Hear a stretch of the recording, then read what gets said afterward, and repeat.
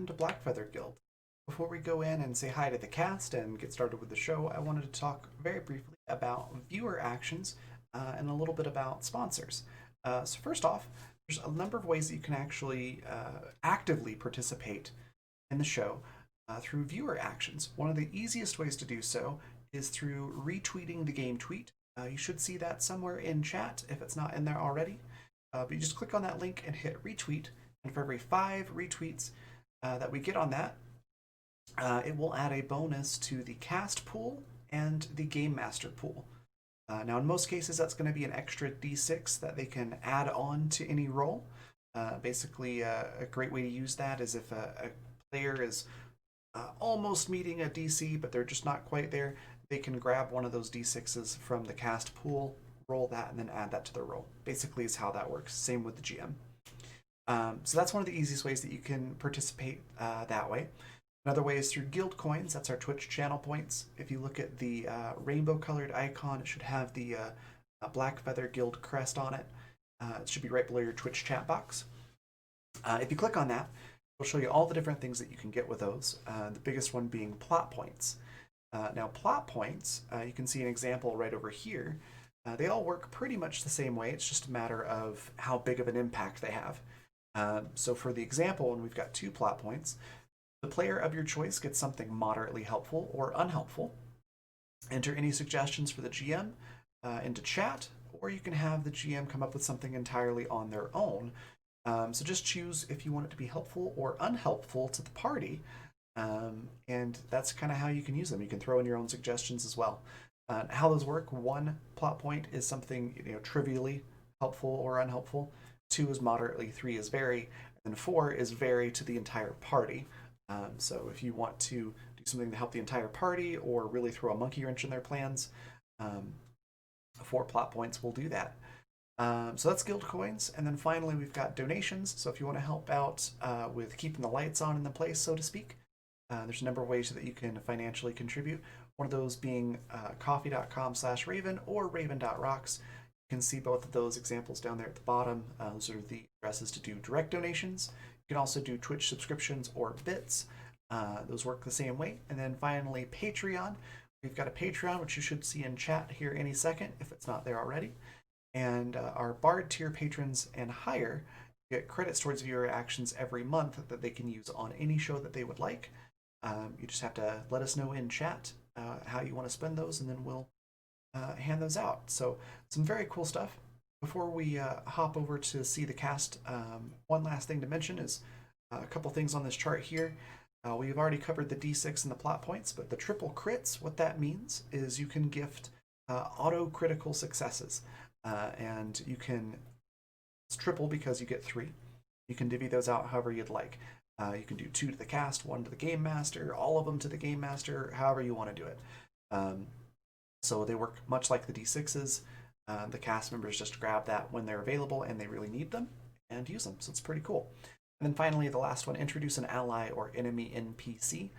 Just give us a brief description of what you want this character to look like, kind of their character concept and a name, and let us know if you want it to be an enemy or an ally to the party, and the GM will basically take that and run with it.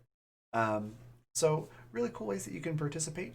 Lastly, I just want to take a quick moment to mention our sponsors. If you look at the logos down below, that's who's sponsoring this episode, and we'll talk a little bit about that before we introduce everybody as well on the next scene.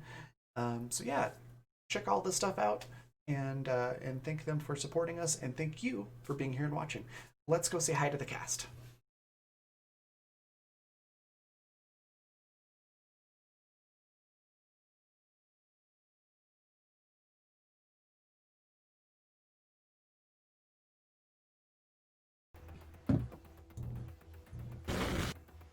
Hey, welcome everybody. We are finally back for another episode of Neon Devils. I'm super excited because I've missed this.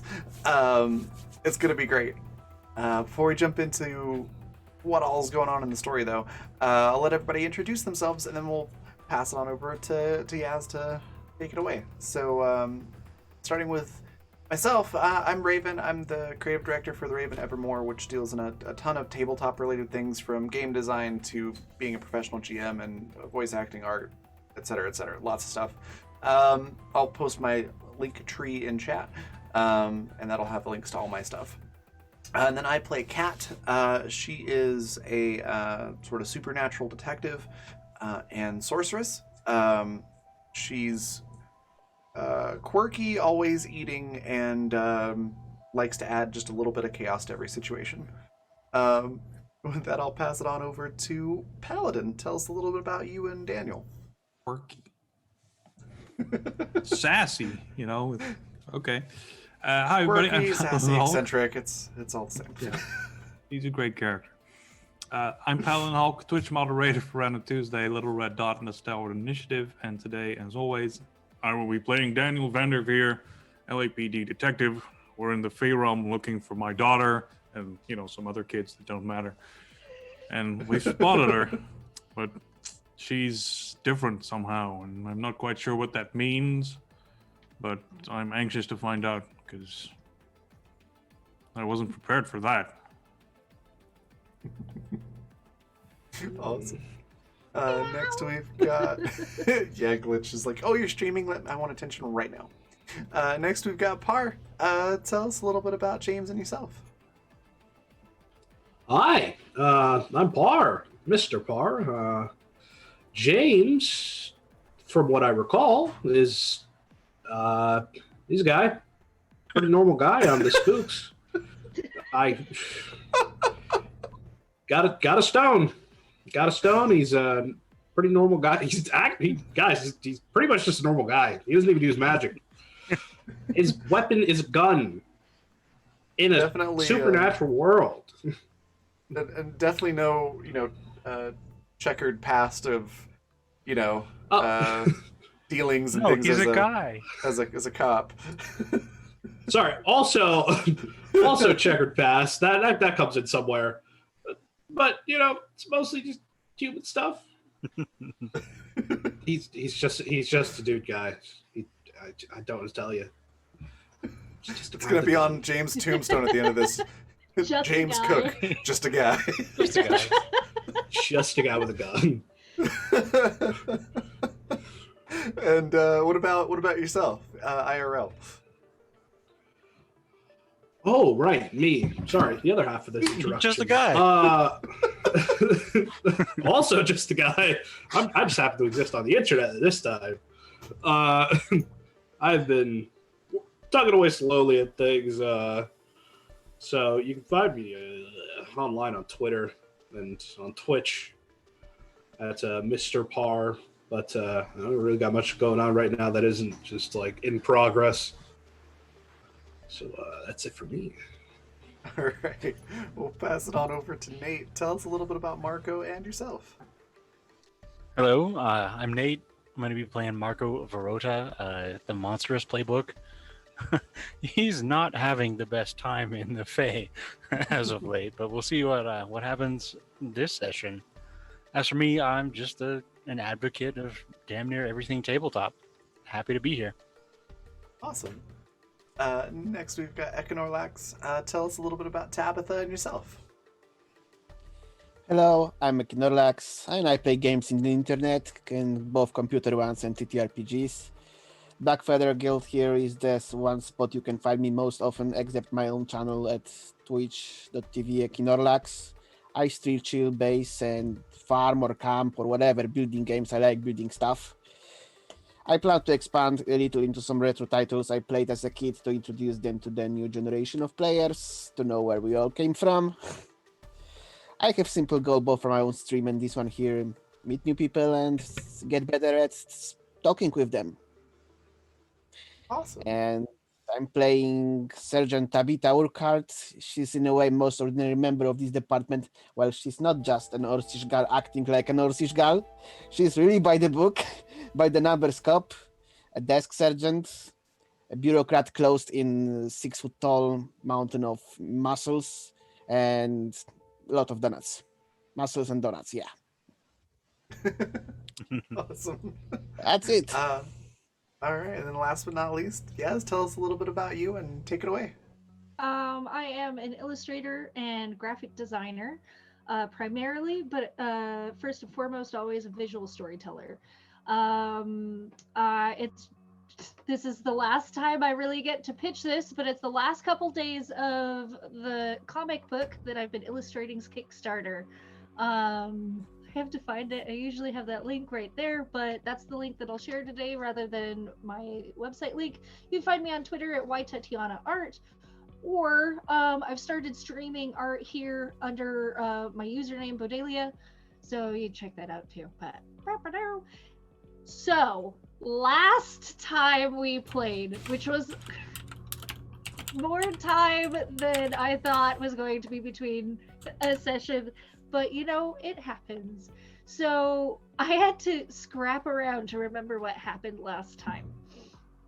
Our players left the autumn court using a pendant to try and find the children, and despite trying to pick a fight with a house with chicken legs, they were successful in finding the children, and found them in a very large 2-story greenhouse being protected by a Baku, which is a dream eater.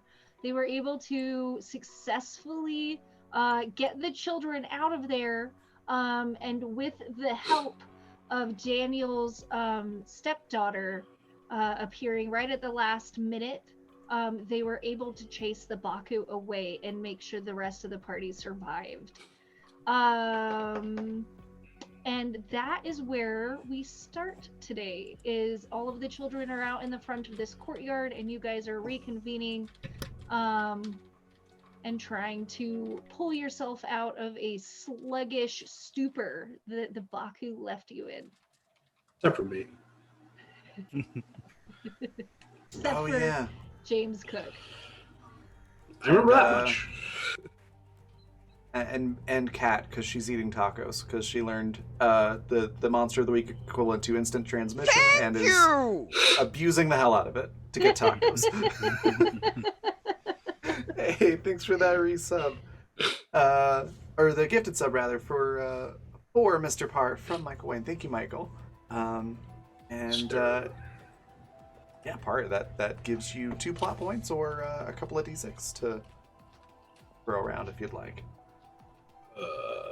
Oh boy.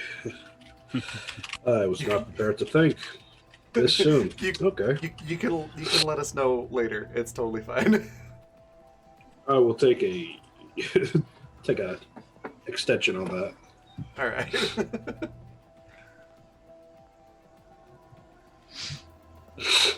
There's a cat donking around in the back of my room. I don't know what she's doing, but she's sus, very sus. Anyways, so you have all of the children they've gathered before you, and the ones that were deemed comatose, now that the Baku is gone, they're beginning to come back. First with little bits of movement, and then slowly opening their eyes, rubbing their eyes, and kind of looking around like they have no idea what's going on. And one of the children looks up to... Who else is outside and who is inside? Do you guys remember, or are we all outside? If Angelica hasn't teleported us, then we are at the place where the combat was. So only James. No, James also ran inside. No, it was James, Kat, and Gabby that were outside, because Kat teleported all the children out there. Right. Yes. Okay, and James, you ran back inside, correct? Yeah, I think in time to see the whole heroic entrance followed by swift exit. I was unconscious until my daughter picked me up. Cool. Yes. Just catching up there. So one of the kids looks up at Kat, and kind of gives like Kat's jacket a little shake and pulls her down, and is like, "Did you take the big fluffy puppy away?"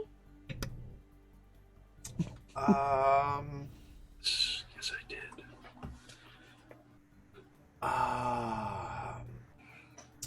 Gabby, you want to take this one? Gabby, Oh, and great. Sorry, go on. there's also what was her name? Kat's former flame.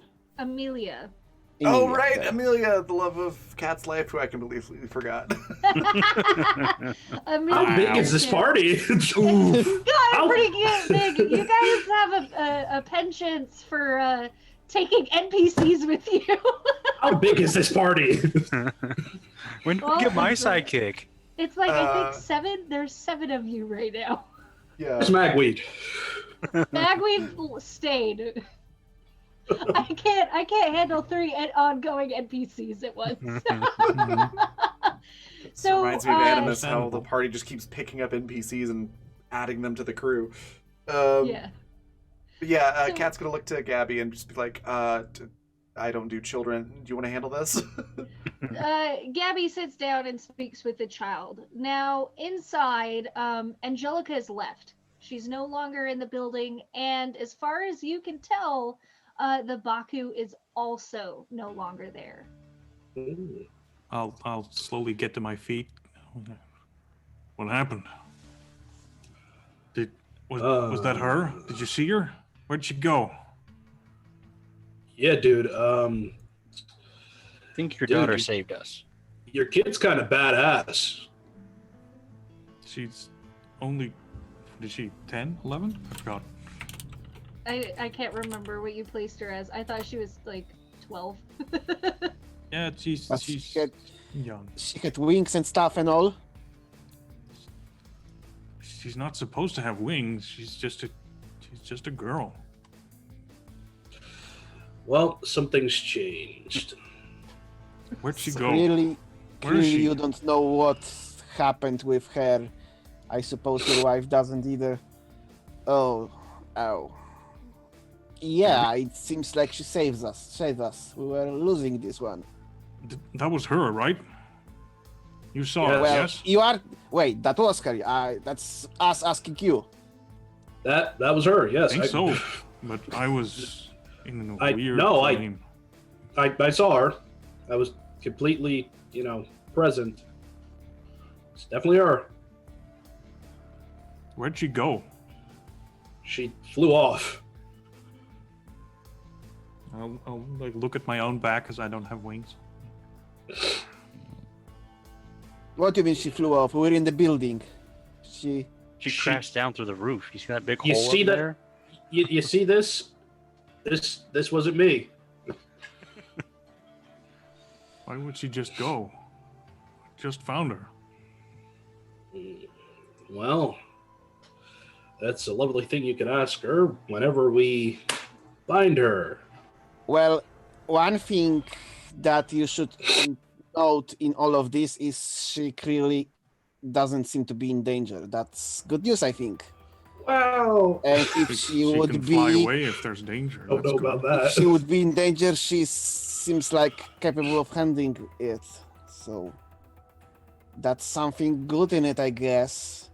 But there's more Yeah. questions than we had before. Reserve judgment until we see what exactly the situation is more clearly. I don't know how I would go after her right now, so let's deal with all these other kids, I guess. Oh yeah. Is this all of them? Because there's a lot of kids here. There Wait, are. there's none of them. We've been walking and talking. That's what's going on. Yeah. All right. Walking and talking. So there are, that you know, at least 15 missing children. You have rescued 7 of them. Oh shit. It's good enough to get a passing grade, right? Any more kids? Yeah, can we ask Any them, more kids in here? one of maybe the more with it kids, ask them if there are any others More in the same with area? Like, I'm not going to ask a 3-year-old, maybe like a little bit older one. So all Hey the there, pal. children have made it outside with Cat, including the ones that were unconscious. You guys make your way downstairs, is that correct? Yep. Yes. Yeah.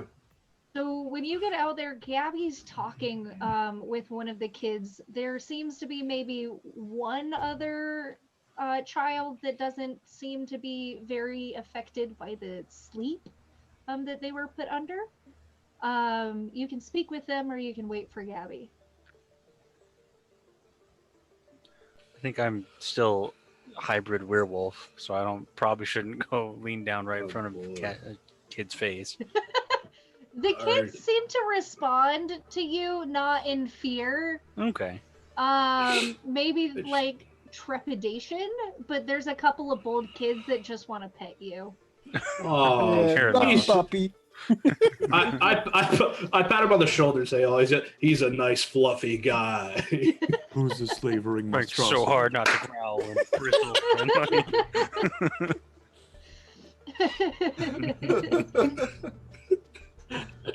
So do you wait for Gabby or do you try and talk to the other kid? I think I'm gonna hover with Gabby, like close enough to hear the conversation, but I'm not gonna butt in. Wait, what are we gonna talk to this kid about? I just want to see if Oh, we have he a lot has- of questions. Yes, Take it away. which questions? Go for him. I'm asking which questions. Well, what's the oldest one here? The oldest one appears to be a 13-year-old boy, towhead blonde with ice blue eyes, and he's wearing a pair of overalls. Okay, so Oh, old enough to be interrogated. Yes. old enough to be Overalls means interrogated. it's go time. What? I'm so gonna All Your right. superiors are gonna have so many questions. But I don't Well- want to steal the spotlight. Hold on. They would if they heard about any of this stuff, which they won't, right? before any interrogation, why don't we just talk to the kid, see how much he remembers? Or That's what I yeah, you meant. said it was boy. Good cop, Yeah. bad cop. Yeah, Right? That's how we're gonna do it. okay. who's the good cop here? Everybody Who's looks the at good me. Worst cop. Okay, we can only play bad cop and worst cop, so yeah, maybe let's All let right. Gabby do the Um, talking. No, in light no. of- It's fine. We of- got this. In light of seeing where my colleagues are going with this, can Cat just teleport to like a Walmart or some equivalent and buy some candy and come back just in anticipation of these kids are gonna need it? I have a. Unfortunately, you don't know where or what a marketplace like this would look like. There's no Fay for less. No, there's no pay for less. Oh jeez. Oh jeez. So until you're able to identify a place where you could take candy or purchase candy, you are unsure of where you would go. I mean, you could try and roll for it, but instead of rolling like a normal roll, I'm going to do it on a random table. I don't know if you want to risk that. Absolutely, I do, because that sounds fun. All right. Hold on. I was Let gonna me say pull up like, my all right, I'll just go to table. Alphonse and see if he's got like cinnamon twists or something like that. Something portable. I mean, you and do tasty. know you have been to the Alphonse before, so you could get there. But if you wanted something else, Yeah, I was gonna go that route, but this sounds more fun. How does this work? So, go instantly to anywhere you've visited before, or to a person you know well.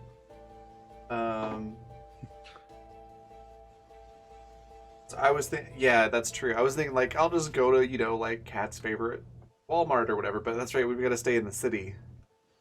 yes. Like that doesn't work that way. So yeah, I guess just You do what? Candy from a baby. I was gonna say, I guess just Alphonse, but I really want to see what happens on this random table now. So what do I roll? Oh, Can you sucker for roll punishment. I know, right? I was looking. It's gonna be a D100. Oh, cool. Okay. Roll 1d100. 32. Okay.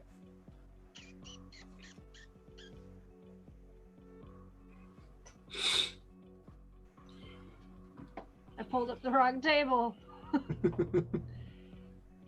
This isn't a table at all. It's a chair.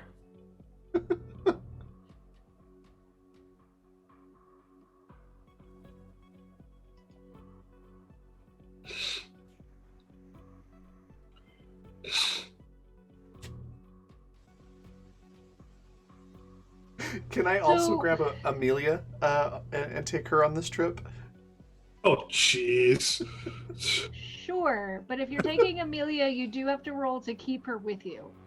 Yeah. Oh, You would roll your jeez. standard dice roll for that one. Now we have to go to the next realm to save someone else. Let's just all split up. So Go through every random portal.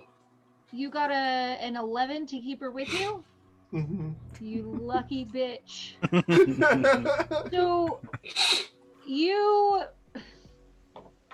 you teleport, and as soon as you teleport, you're not entirely certain if you're going to get candy here, because what you have appeared in looks to be like somebody's storehouse, but the walls are all wrapped in what looks like snake skin, and there are several crude weapons hanging off the wall. So yeah, Kat's just gonna like grab Amelia's hand and be like, "Hey, we're running an errand," and then that's all the warning Amelia gets before Kat teleports the two of them. And yeah, Kat's gonna look around and go, "Huh? Now, This isn't would the you human like to store." would you like to search this area? I would. Please roll sharp for me. 9. And also, can you roll, what is it to be stealthy? Cool. I think. Yes, I'm gonna have you roll cool. Cool. 11. All right, so you don't. I mean, you find some edible stuff, but you don't know if it's edible for humans. It looks like some manner of fruit that is a little extra goopy and sloppy, and held together by like pockets of fruity flesh. Kat's You gonna take one look do- at that. Oh, sorry. Go ahead. I said you do recognize that there are sounds of living and movement beyond the door of this room, but nobody notices you. Okay. Kat's gonna look at the fruit and go, "Oh no, that's gonna get all over the kids. That's not gonna work." Well, Amelia, since we're not at the candy store and we're here alone, perhaps now would be a good time to talk. Oh. Oh, Amelia Was this just the plan gets all very along? squirrely. So Maybe. I'm gonna come back to this conversation. Let's hop back with everybody else. Do you, bad cop, good cop, bad cop, worst cop, this Yeah, kid? that's the one. Is that the plan? All right. No. okay. Let's start with finding the name in my phone, because if I know their name, they are gonna think we are smart adults here. Okay. You do locate the picture of him and the sheet that was sent with his photo. His name is Tommy Henderson. And what happens to Mr. and Mrs. Henderson? They were announced dead, and were Oh. only able to be identified by the remains of their teeth. Ouch. Does he know that? No, maybe you don't know. Yeah. Let's You know your not, parents let's are not dead? mention that. Yeah. So, Tommy, you are Tommy, right? He looks up to you and nods, kind of making sure, like, you can tell immediately that he's the one that's kind of making sure everybody stays close. I'm Sergeant Urquhart from the Los Angeles Police Department. We He just came here to nods find slowly. you. Um, Find you and all the kids. Can he you just... tell? Sorry, go on. But there's only half of the missing kids here, so we need your help to find the other ones. Can you tell us, what do you remember what happened to you? You see Tommy get really pale. And he looks at the other children who are looking at him, and he kind of straightens himself out like he's pretending to be an adult. And he says very quietly, "I remember everything." Oh, The other children, we were trying to find a way out, but they stayed with the Moonlight Hair Woman. Moonlight Hair Woman. And I'm sure they're worried about us when we weren't able to make it back, but we didn't know how to get back across the bridge. So you got here by the bridge. Yeah. What's on the both ends of the bridge? Well, it's the big city with the brass and all of the monsters that were nice, and I mean the lady with the moonlight hair was there too. Does I that don't- description Monster. ring any bells for us? Lady with the moonlight hair? No, it does not. Lady with moonlight hair is hanging out with monsters. Okay, noted. And the other side of the bridge is here, right? Yeah, This town. it connects the two cities. So these kids here are everyone who got from that first town, from the first Yeah. city. And I would have gone back for the others, but I didn't know how. And the big not good monsters are still out there, and we were afraid. Oh, so there are two kinds of monsters in that town. Well, there's the monsters that brought us here, and then there are the monsters from that town, and they don't like each other very much.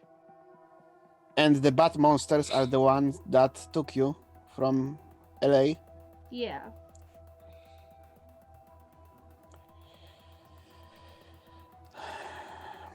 I look around at the party. And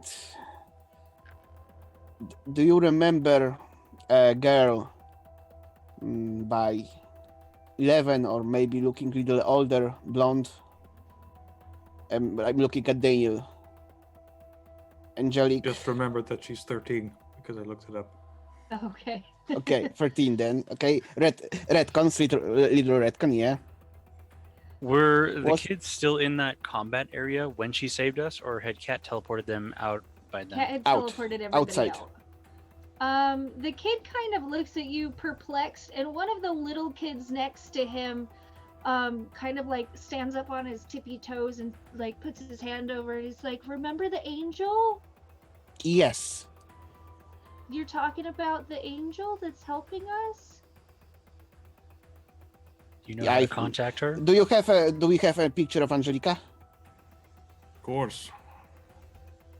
Here, this is her before. Whatever The- this is. The two children look at your picture and they're like, "I She mean, looks a little different now. kind of looks like the angel. She's been helping us. She helped us get across the bridge the first time." And What last bridge question. exactly? Wait a moment. Last question, Tommy. How many kids there were left behind on in the first town you There's left? like 13 kids or 14 kids. 14 left, or with those 7 here. Well, there's 14 that we left in the city. Okay, that's There's a lot bigger of number us. than I had on my phone. That's important. Interesting. So it's about this time that Gabby's done with her conversation with the other kid, and joins the rest of you who are talking with these children, and kind of just sits back to listen to see if you have any other questions. Thank you, Tommy. You were very helpful. Yes, I will go ahead and be the good cop and get It wasn't down, that bad. lower down a little bit in height. Yeah, Tommy, you were very brave, stepping forward and saying all that you did, and recalling all that stuff. I know it's hard to deal with, so very good job there, sport. Give him a little pat on the shoulder. The blanched expression that he had earlier kind of fades away, and he gives you more or less a wary smile. And then he fishes in his pockets, and he pushes an object into your hand. He says, "This might help you." All right. And when you look at it, it is another coin. This coin, however, is different from the Raven coins that you've been finding periodically through the game. And this one just is a tarnished, very mundane, almost looks like a quarter, but there's a few things off about it,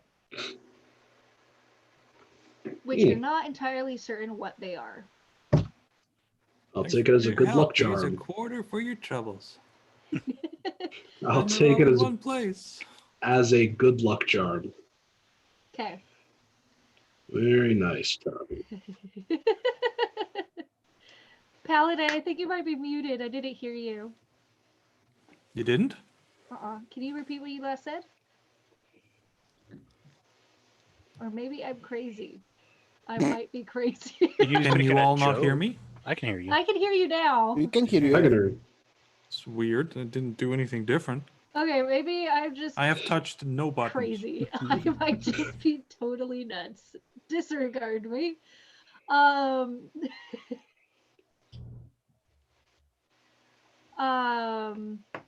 Brain dying. Oh my god. So, Did you have something else you time. wanted to ask, Daniel? Yeah. I want to check in with Gabby first. She might have learned everything we need to know already. Gabby, listening to what's said, and from what the information that she had, she kind of clears the air, and she says the bridge is between the second city and the first city. Right. And the that kids makes are sense. with somebody in the first city, but I don't recognize a woman with moonlight hair. I don't know I think what that might be. means. I think that might be Angel. Our Angel. But I think she doesn't have moonlight hair though. She has blonde hair. I mean, she used to. She looks different now. You saw her. Did I see her? I honestly can't remember. Well, okay. I think so. All the teleporting really messes things I up. know, I'm so confused. All right, well just Did I see her? Gabby nods, and she looks a little distraught. No, I'm so confused. She didn't look like that before, right? And Gabby just shakes her head. She says no. But the way that they It looked like she was like me, you know. I'll touch my various angelic features, but like her dad. Gabby goes from like distraught and contemplative to like a flash of anger crosses her eyes, And she seems to swallow it back down, and she goes on to continue. She's like, I don't know if moonlight would be the word that I would use to describe Angelica's changes. But the children are also insistent that she is a woman, not a girl. Exactly, that I mean, sounds she like is it. growing up, but yeah, well, maybe this is someone else. Maybe Take this it is slower than you. who caused the transformation in Angelica. Hmm. That I makes mean, sense. we don't know that for sure, but considering everything around us, that's a possibility. I don't like that she changed our daughter like that. Okay, where is our resident cities expert? I look for Amelia.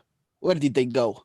All right, so back to Amelia and Kat. Wait, how long have they Um, been gone? They haven't been gone long. When did they leave? Exactly when? That's the question. That's the question. No Cat and no Amelia. They got a part-time job. It's a whole thing. So, Amelia gets very uncomfortable now that she has been cornered a little bit, and she shuffles around and kind of tries to look for like an out, and clearly there is no out, and she finally turns around and she says, okay, what do you want to know? Everything? That music. I mean, that's what I want to know. We can start with some basics, like, what are you doing? I am being teleported back and forth by you. No, that's what happened. What are you doing with all of this? What did you mean, like, not your debt that you're paying off, and why are you working for these people? And communication, Amelia. Amelia is just like,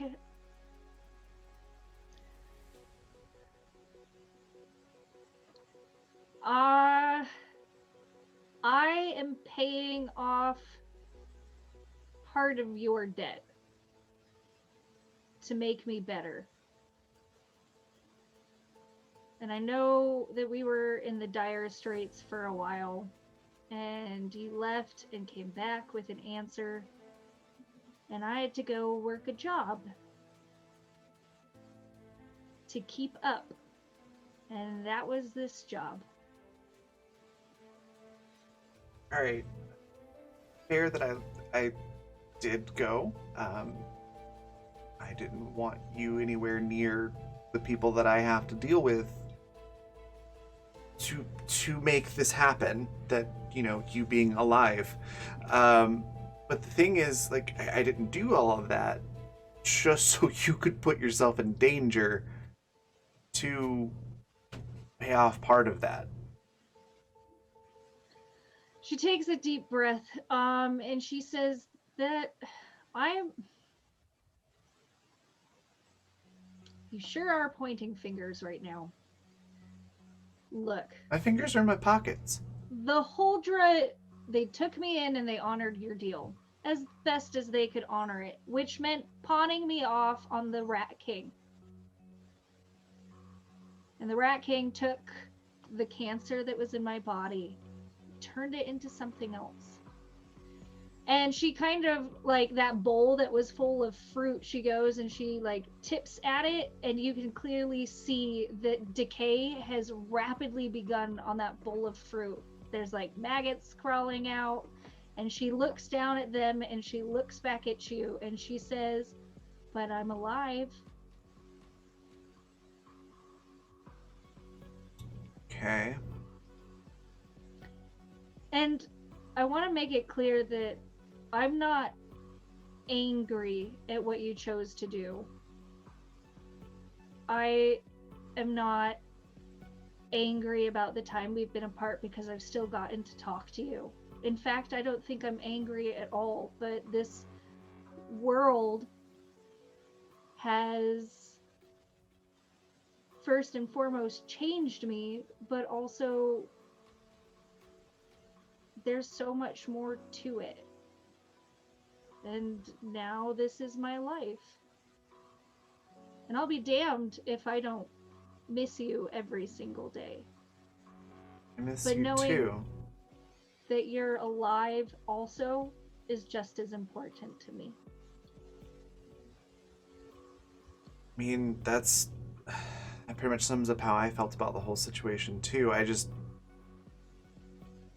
don't want everything that I'm doing and that I'm in debt for to be meaningless if your life is in danger constantly. Like I took that on so that you didn't have to. At least I thought. Amelia smiles at you in kind of a sad way. And she says, "My life isn't in danger like yours is. I'm made of perpetually dying tissue. I've got 1 foot in and 1 foot out. But the beautiful thing about that in this world means that nothing else can hurt me here. I will essentially live forever." Okay. Well, then I just have 3 questions for you. All right. Are you well? You already answered one. That was, are you safe? Are you 2? Are you happy?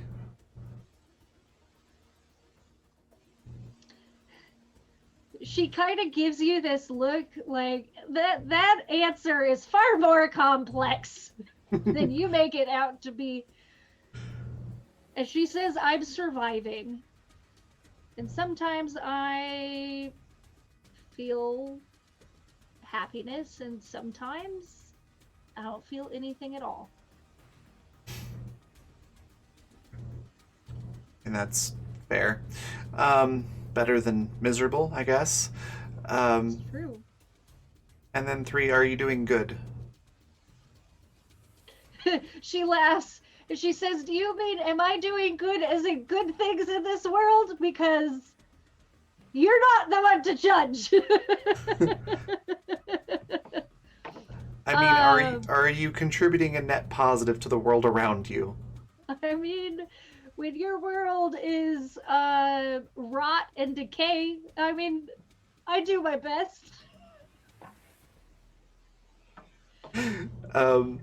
And Kat sort of lets down the this snarky quirky mask that she puts on around everybody else, and just sort of moves closer to Amelia and like puts her hand on her face and just says, life comes from those things.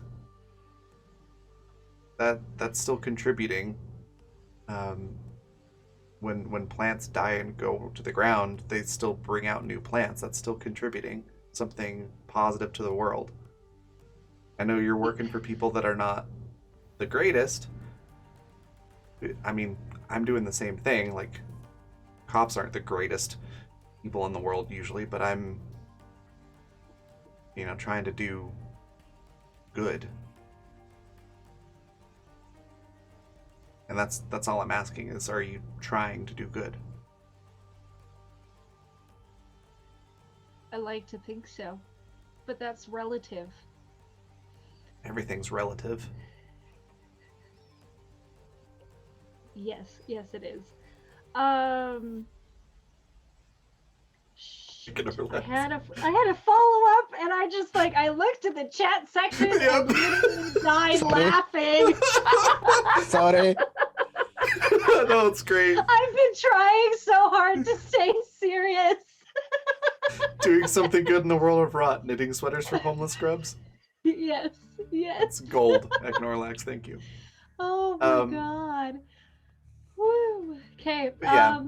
Kat just says, it's all relative. Just, I don't need a definitive answer. I just want to know that you're alive and staying alive, and that you're more or less happy, and you're not living a miserable existence, and that you're not, turning into a villain of some kind. I mean, I don't think I'm a villain. but there are others out there in this world that would disagree. And an absolutely unrelated note, I think you would quite enjoy and get along with the Mushroom Con. Speaking of decay and the circle of life. But that is neither here nor now. Should we be getting back? And Kat kind of, as quickly as she went into the tender, serious, I care about you sort of air to her, just gets a smirk and goes, well, I mean, doesn't look like anybody comes in the storeroom very often. We could, With that, we will jump back to the other people. Is it safe to say that you eventually return empty-handed? I mean... Oh, of course. Eventually, yeah. So you guys are wrapping up your conversation about the bridge, the cities, and who's who when Kat and Amelia return. I would like to. I'm gonna go to that kid, the big one. Mm-hmm. You've seen that Moonlight lady, right? The one He who nods. Cool. I'm gonna put my hand on his head and I say, I want you to picture her in your mind, and I'm gonna try to channel that idea into like a visual illusion. That everybody else can see? Yes. Okay. That's my roll magic idea. magic. It's a kind of magic.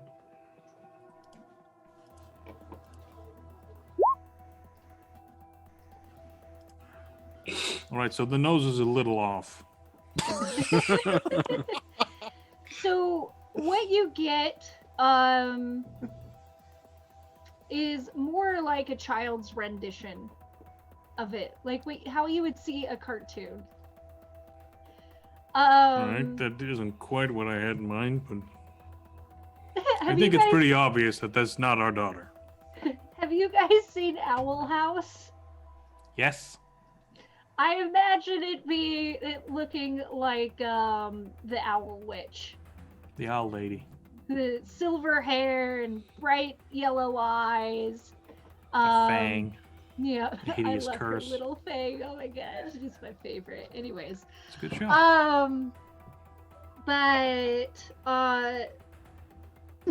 So not quite as wild as that. But she has large eyes, an indeterminate age, and bright silvery hair. Clearly does not look like a cartoon rendition of Angelica. How did this lady find y'all? Well, the bad monsters had brought us here, and they kind of put us in a nest, and this lady showed up one day and Showed up how? She just appeared. She teleported like that one just did? Kind of. Ooh. But then she took us all underneath her shawl and took us to her house, which was really warm and cozy, and then she fed all of us. Is that house here or in the other city? It's the other city. But Do you have any how did idea you why guys she get- is here? We crossed the bridge.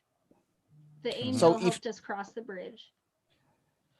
So what did you escape from the Moonlight Lady when she was feeding you? Did you feel yourself in danger there? With the Moonlight Lady? No. So why'd you leave? Well, we were looking for a way out. Okay, where'd you want to home. go? Home? And you thought that crossing the bridge to the second city would help? Yes. Because the other courts are here. We thought maybe they'd send us home. Maybe that one can help. But Wait, so that's important. So you crossed the bridge and you found this place. I point at the greenhouse. Yeah, Or well, we were or gonna the go. Sorry, go on. or did there something was between you crossing the bridge and you finding this greenhouse? Nothing No, other happened to you here. nothing else happened. We were gonna go see the courts, and then the big puppy gave us a place to stay, and we just stayed.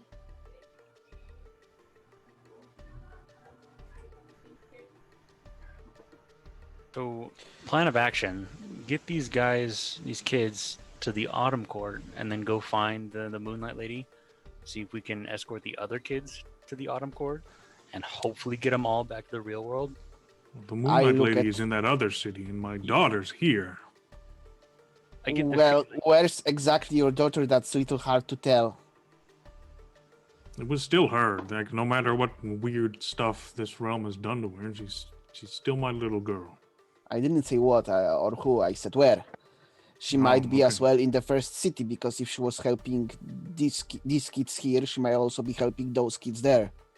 You think she can travel back and forth without issue now? She just banished a Dream Eater with no issue now and saved all of our asses, so I wouldn't be surprised. Fair. We have to learn more about what happened to her. I think the Moonlight Lady might be our best bet for more info. That is true, Clearly and we this- have no other the- leads. This happened. Gabby, do you agree? Yes, but I also I also think that there is a bit of an imperative to make sure that these other children are okay. Yeah, Exactly, We'll do I that was- first. We'll get them to the court. We'll ask Is them to the send them court a right home. place for them, or should we rather try making for arrangements to get them back to LA? And this is where Amelia pipes up. She says the Autumn Court will keep the children safe with what they have. Like, that's great, but we want them back home, where they belong. That word safe might be the key here because are they safe in LA? No one's safe. Are they not? Kat actually literally says that at the same time as Danny, who, like, of course not, it's LA. Yeah. But they're not Are safe they- here either, no matter what you might think, Amelia. How much safer are they here? Well, here, the people kind of know what the danger is. In Yeah, your we need world, to. Nobody understands it. We found half of the kids, but we also need to take care of whatever took them. So Do we what I'm think it's thinking, overly attached to these kids? I mean, from what I understand, it's trying to proliferate. It's trying to create more of the scary daddies, and Exactly, that's why more kids in LA might be in danger. Or A what? were you not here for that? Did you say scary daddies? Yes. Oh yeah, you might have missed that. The spooky daddies. Those are The the father of all evil or of all fear. Yeah, we call him Spooky Dad. yeah, nice little epithet we gave the boogeymen that were actually stealing the kids from LA. Yep. so And I mean, it turns Denver out also falls under the spooky daddy umbrella, but Don't worry, it's I'll an ambiguous term. I'll be sure to put this in my report. Yes. so question of safety aside, I think leaving them in Autumn Corn will be a little faster, and we need other mothers to get to. I don't And rather really fast. trust Kat to being able to teleport them all home. I mean, you could walk. It is within most of the day's walking distance. Yeah, let's head to I mean, the Autumn to Court. the home dimension, I would. But, I wouldn't trust that at all. yeah, Sorry, Kat.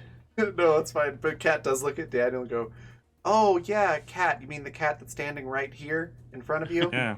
Oh, Yeah, where did everything you you're get back? saying.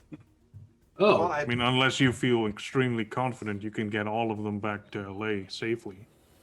no, The I more don't. But confident you still, feel, There the we less go. you are allowed to do this. no, I don't feel confident in that at all. But still, Thank like, you. standing right here. let's just focus on one thing at a time. Right. Walking towards the Autumn Court. Right. Oh wait, As where, we're where walking, did you ever disappear a moment ago? Oh, went to go. I was gonna try to find some candy for the kids because I saw where that interrogation was going, and I figured it was going to end in tears.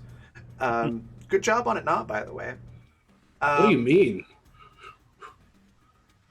We're good at our jobs. Okay, so let's go to the Autumn Court, kids. There's a good food. There will be some nice people. Yeah, but needless to say, I didn't find any candy. Got a little dessert, and then came back. So What? I would Don't worry about it. like to note that you do make it to the Autumn Court without incident. I have one more question thing Yes. for the kids while we're walking. I'll ask the big kid. Did anyone in this group have a conversation with my daughter? Like more than hi, let's this way. They kind of, the kid looks at you and just shakes his head. No one. You don't know how she's doing, how she's feeling. She's scared. What's she thinking? Mean, she didn't look scared. Something. Wait, that might be a good idea. When did you see her first time? How many days ago? I don't think it's. I don't really know how time works here. It feels like it's been 2 days, but I haven't seen the sun set or rise. So I don't know. Time feels weird to me too. Like when we were in there, everything just went wrong. So what's the window you have to fill now? I asked Daniel and Gabby. When did you last time see her? I'm asking Gabby. Gabby, yeah. I believe that was 6 days ago, maybe 7 days now. So you have still several days to fill. No. She changed so fast too. Like Tommy said, we are in the Fey realm. Time doesn't care about regular operation here. Hey, you think I can get some life. wings? Okay, I will try to think how to put that in our salary terms.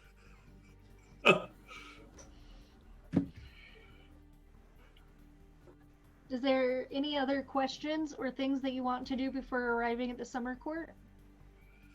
Hey, my imp ever come back? Your imp did come back. Your imp appears with what looks to be a broken or kinked tail. Their tail kind of permanently sits at like a cockeyed angle.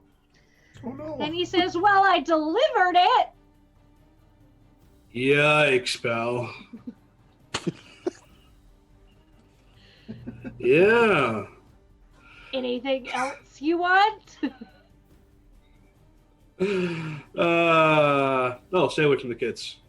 Right. That's what I want. Sorry, I know how you are, and that's two things that should never interact. The imp blows raspberries at you, but does as you say. All right. Well, you delivered it, and there's nothing in return, so I'm gonna assume that's never gonna assume. Actually, it's probably fine. It's probably okay. It's probably gonna be fine. The imp zips out of existence and back into your stone to go lick his wounds. And you guys arrive at the Autumn Court. the various court members seem to be there, but you are not met with any manner of celebration or partying. But your friend, the steward, essentially, Sebastian, the teeny tiny little elf man, is there to greet you once again. And he shepherds the children into the rooms where they are provided with food and relief and are left to be able to run around in the court's gardens and forests. So, you will keep them safe? Sebastian stands up real straight and real brave for just a minute. He says, "Yes, sir." And you'll keep them here, yes? "Yes, sir. Your daughter was an exception, sir. She's very clever." Well, isn't that wonderful? Ah, yes. So confident in your abilities. Okay, so another thing, who we can talk with here about the denizens of First Town? Yeah, they might know that Moonlight Lady. Exactly. I want her I name to be mean- Sonata, by the way. I don't know the Moonlight Lady, but I can give you the directions to get to the bridge that will take you to the first city. Okay. We'll All right. take it. That's good, but we would also like to know more about where would we be going. So this Any name dangers in or, crossing the bridge? or nickname I'll- he was familiar with. He knows of someone that sounds like the Moonlight Lady. So he says, "I don't know anything about the Moonlight Lady." Oh, So who might know here something more? I mean, you could always ask the Queen and Jezzy Sure. Baba. yes. Shall I call her? Yes, please. Could you arrange for an audience? Exactly. And the Sebastian runs off, saying to meet them in the courtroom. Where is that? That's been where there. you guys met with everybody else. I don't really want to talk to those jerks. I'm just gonna stay It's in the been a garden. while. Give me directions. Gabby will stay with you, Daniel. The guy's already run off. I'm just gonna look at the sky to see if she'll just fly up. You never know. She No, unfortunately does not at this No, time. I know she won't, but like Still Daniel will hoping. hope. Yeah. So Where's who the knows- Rat King? You do not know where the Rat King is at this time. Who knows? Hey! Nobody answers you. Sorry.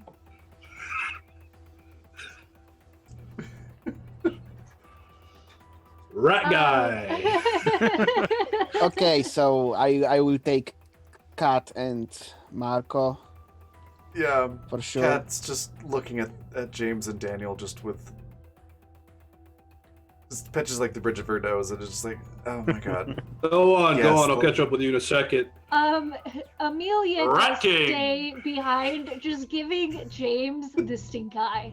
The three of you head towards the courtroom, and you can see the Queen of Autumn just sitting down to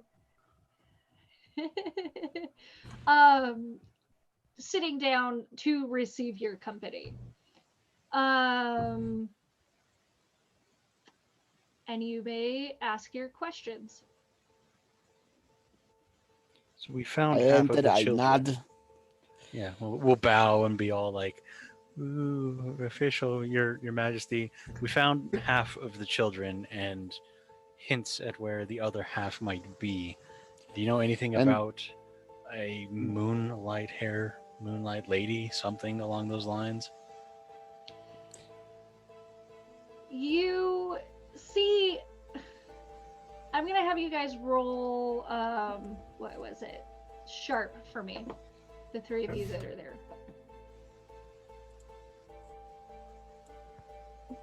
Ooh. Nope. Cat, you Still are thinking convinced about the dessert. You notice nothing. Tabitha and Marco, you both notice an almost imperceptible flinch of the queen's lips. And she says, I don't know a silver-haired or a moon-haired woman. That does not seem to ring any bells. Oh, she might be moonlighting as a vigilante. I don't that think helps. that helps. No? Okay. And she kind of looks down to pick at her dress, and she says, "And where are the other children?" If you would keep them safe here, it would be until we return with the rest. We would be very grateful. I would be happy to keep them safe here. We don't know where the other children are. We've just heard that they might be with this Moonlight Lady, so that's why we wanted information about her. Who, in the words of kids, leads the good monsters of the first town? That's all the children said us. The woman takes a deep breath and she says, "There's no one particular leader among the first city. There is the Rust Court and there is the Spring Court. And then there are a handful of others. The first city is the city where the Atau went to escape persecution. First from the second city, and now from your city. The Atau being, as the children called, monsters." And she says, "Are you looking to go to the first city?" It seems we have no other choice. I would be wary as you cross the bridge that you must bring a token to pay the toll. Something blessed by the little folk. And each of you must deposit one of these tokens to the troll to make passage. Where can we find these tokens? They will be along the way. All right. I wish that I could help you further, though it does seem one of you already has a little folk token on them, and she looks past you back at the in the direction that James and Daniel would be.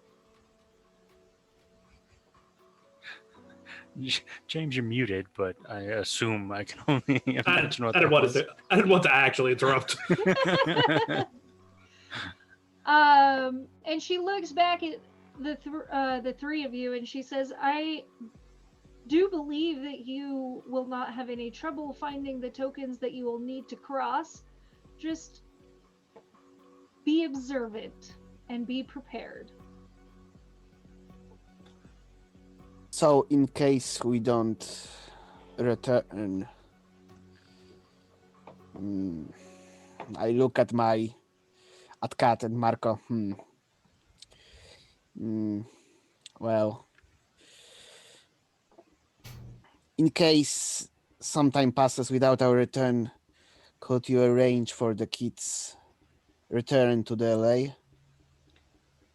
I will be able to keep them safe here. I do not have the powers to open that door. But when you have obtained the other children, remember that you have the power to open the door between here, the second city, and Deus. Okay. So we can fail. Okay. Well, thank you, Your Majesty. Let's go back to our other teammates.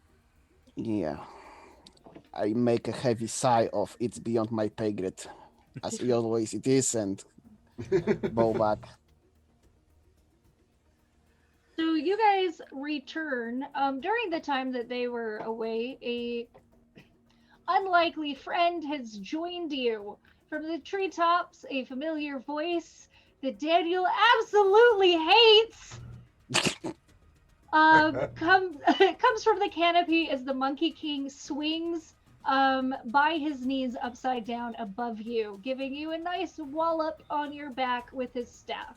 Now you may roll to dodge if you can make a cool check for me. No, I'm just gonna stand there and take it. The Monkey King seems a bit upset that you're not playing with him. And he pouts from his safe place in the trees and says, I missed you. I was hoping you'd come to the summer court. Oh, you definitely hit. And he laughs. He says, you have a good sense of humor. I think you would find a good home among the summer court. Hooray.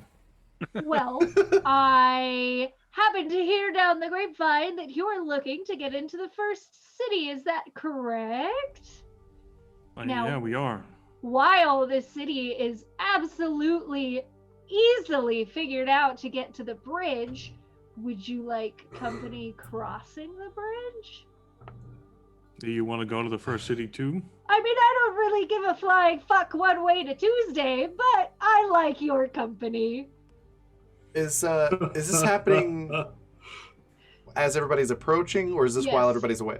Okay, then yeah, Yes, Cat's gonna everybody's approaching. chime in like, yes, absolutely, we would love your company, your don't even- Majesty Monkey King. Who are you? I am the Monkey King! Yeah, he's in charge of all the monkeys. Oh, so not the Rat King. Not who I was Yeah. looking for then. And the Monkey King climbs out of the canopy and lands silently on his feet, and gives Daniel another prod with his staff. Just stay away from my wife, okay? Oh my god. The Monkey King looks at you, looks at Gabby, and bounces his eyebrows as seductively as a monkey can. It's amazing. And See, Gabby's that's just the kind like, of player I "Oh am, where I destroy my my own God." life. Gabby's just like, Right, ex-wife, sorry. Gabby mutters something in Spanish under her breath. You would recognize it to be a string of curse words and vulgarities that I won't say on stream. Also, I tried learning a bunch of Spanish just so I could speak as Gabby, and it didn't work out very well on my end. Just so y'all know, I'm saving you. I'm We translating. all appreciate the effort that went into it, though. So, the Monkey King kind of like sidles up between you both and gives you a nice pat on the back, ready and flinching in the event that you turn around to take a whack at him. Then he says, well, then I suppose there's no time like today's time to get a move on. Did we get everything we needed from the court? If you by anything you mean nothing, then yeah. I mean, that is what I expected. Oh, but there were some crossing the bridge instructions, something about tokens. One you already got. I point finger at James. Sorry. We need Yeah, to you got a something. token? Yeah, we need to pay the toll on the bridge. With fate touched items. And they said it'd be real easy to find them, so Mm. pitter patter. Now look, Sure. the Monkey King, are you springing for the ride? You know, you are royalty after all. I am what they call honest royalty. I am what is it? Now I can't remember the word. What is the word when bird. oh, I am too humble to carry pocket change on me. He says. But if the queen says we'll find the pieces along the way, I'm sure that we will. Excellent. all right. Sure. Let's keep an eye out, I guess. Um, Apparently, people just dump these things on the ground.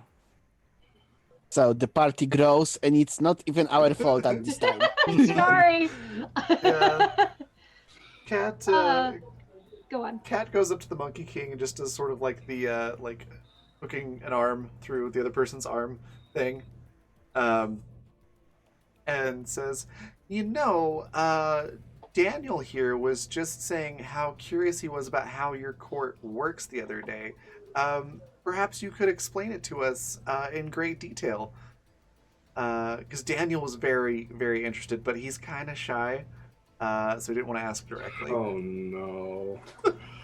Well, some of those are true. So, with that question being a cliffhanger, I think it would be a really good time for us to go take a break. Awesome. We're gonna take a 10-minute break, and then we'll be back after 10 minutes to find out what happens. Nice. Was there Right. anything you wanted to add? Yes. That I want to be able to answer that as when we come back and we get sorted with the bridge. Awesome. We will be right back.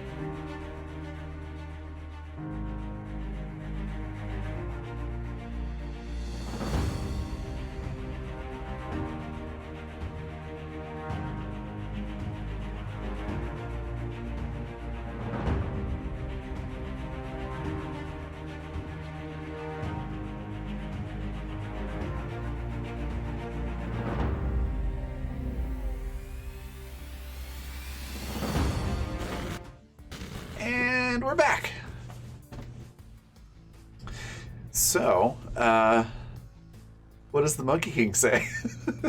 So the Monkey King looks absolutely delighted to tell you about this. And the Monkey King talks as he walks with you. And from what you can tell, it's really no particular direction except for straight. Including passing that square that you guys all first landed in. And as you are walking, the Monkey King regales you about the Summer Court. And he says, the Summer Court is the most beautiful, terrifying, blood sport ritual bath that you could ever walk into. And his The eyes... LA Beach. His eyes gleam with an almost uncomfortable murderous intention. And he says, only the best warriors, the most passionate, the most full of spirit cross through to the Summer Court. Oh, And that's he that's looks- Marco. He looks at all of you and he says, your passion pales in comparison. But Daniel has a special invitation to the Summer Court. And he Don't have any grins passion. and like pats you on the chest to be like, yeah, we're gonna get you in there one way or another. Yeah, no thanks. I look genuinely curious. I just Your curiosity is enough that it just like he launches in. He tells you that the strong survive the Summer Court, that it is a continual battle, that nobody sleeps without the fear of being stabbed in their back, because that is all that they do, is fight and tear each other down and to fight again. And those that are too weak are thrown off the edge of the Summer Court Island, plummeting them into a chaotic abyss of darkness and energy, and they're never heard of from again. So Like just like reality LA. TV. Okay. It's just like LA. Kat just looks at the Monkey King as he's describing all this, just appalled. Not so much at the fact that they're all fighting and doing all these things, but she just stares for a few minutes and then finally just says, "How do you maintain your population?" Everybody wants to be a part of the Summer Court. It's easy. Yeah, With all the Cat, beach it works. volleyball. The more he's telling, I'm more interested.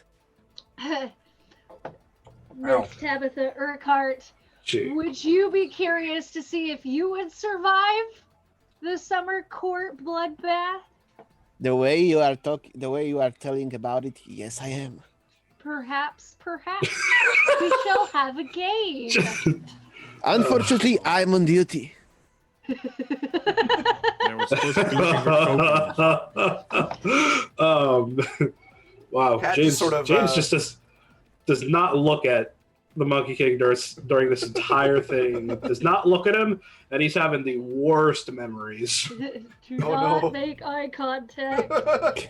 He's having the worst memories. Kat just looks at him and goes, "Well, I know I would survive, but I have no interest in playing." The Monkey King gives you a look and says, "Ha! Your magic is party tricks compared to the rest The of the Force. And he kind of sidles up towards Tabitha because Tabitha is entertaining him. I would like to say that puts him between James and Tabitha, and he is dragging James into this conversation with how uncomfortable James looks. The Monkey King goes on to describe the different games that they play. They have something that's very akin to human hide and seek. But if you cannot hide well enough, you have to fight the victor and become the one that's it. To then seek out others and dismantle their bodies. There's territory control, where different areas of the Summer Court will fight for dominance over this area, and it's It's brutal, and you kind of get the impression that some of these big people, they don't actually die. Like, they could die because these gods and these people, these monarchs, are fallible in a way, but they don't, they're too powerful just to shed a mortal coil. And so he describes an eternal battle of these like plainsland islands and jungle forests, of just war. Yeah, go on. Kind of like Valhalla, only less drinking, more games. Yeah. And like mix in a whole bunch of Mongol culture on top of it.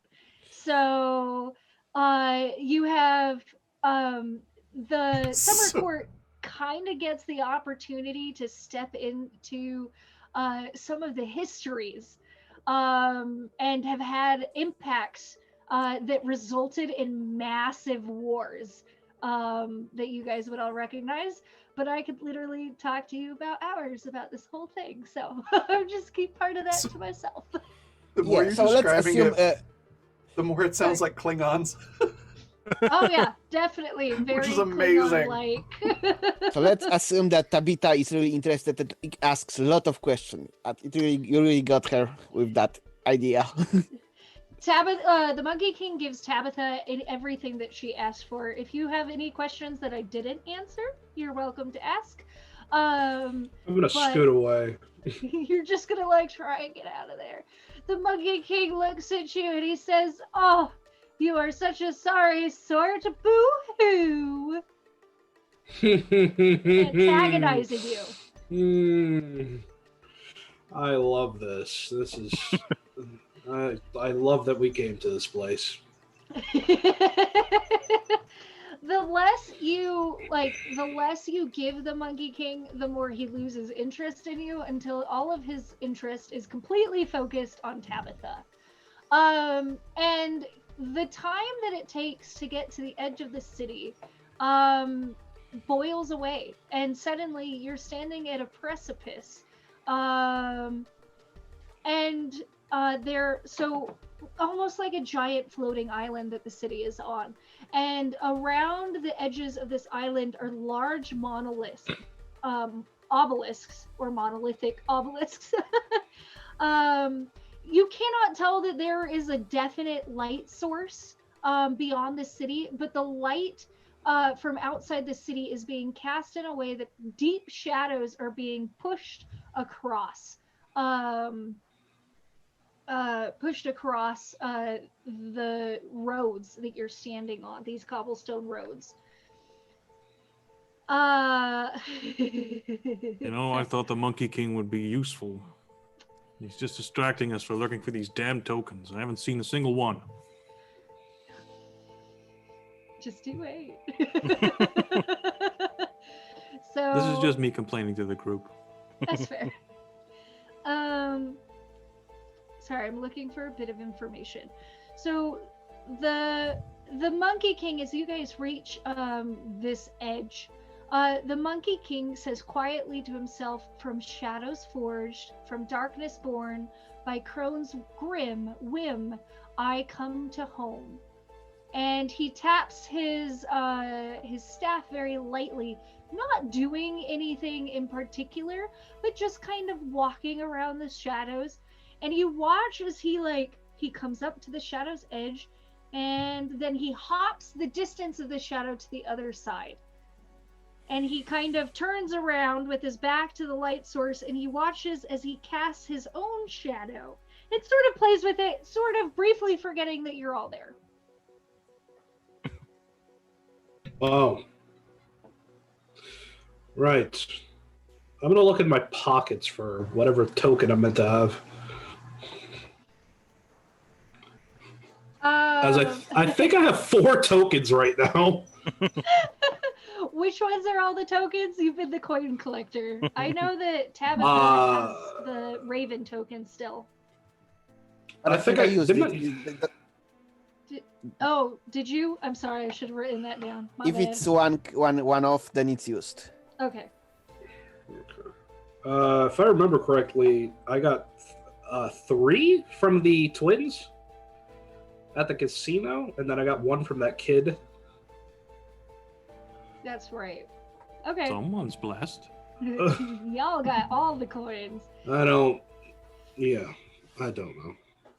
So, you pull these coins out, and all 4 of these coins give a very shimmery look to them, but it does not do anything. And your attention again is drawn to the Monkey King as he is tapping the cobblestones, crouched, kind of like playing with his shadow, and he looks up at you all and he says, "Oh yes, I said I would help you open the door. Now, Daniel, I need your help first." Great. What do you need me to do? Like Fight a me. handstand? What, fight you? Fight me.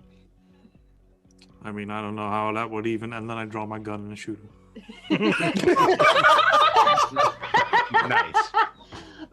The Monkey King dodges like Keanu Reeves style Matrix. The Matrix. And he lunges at you. Let me get my rolls ready. Roll.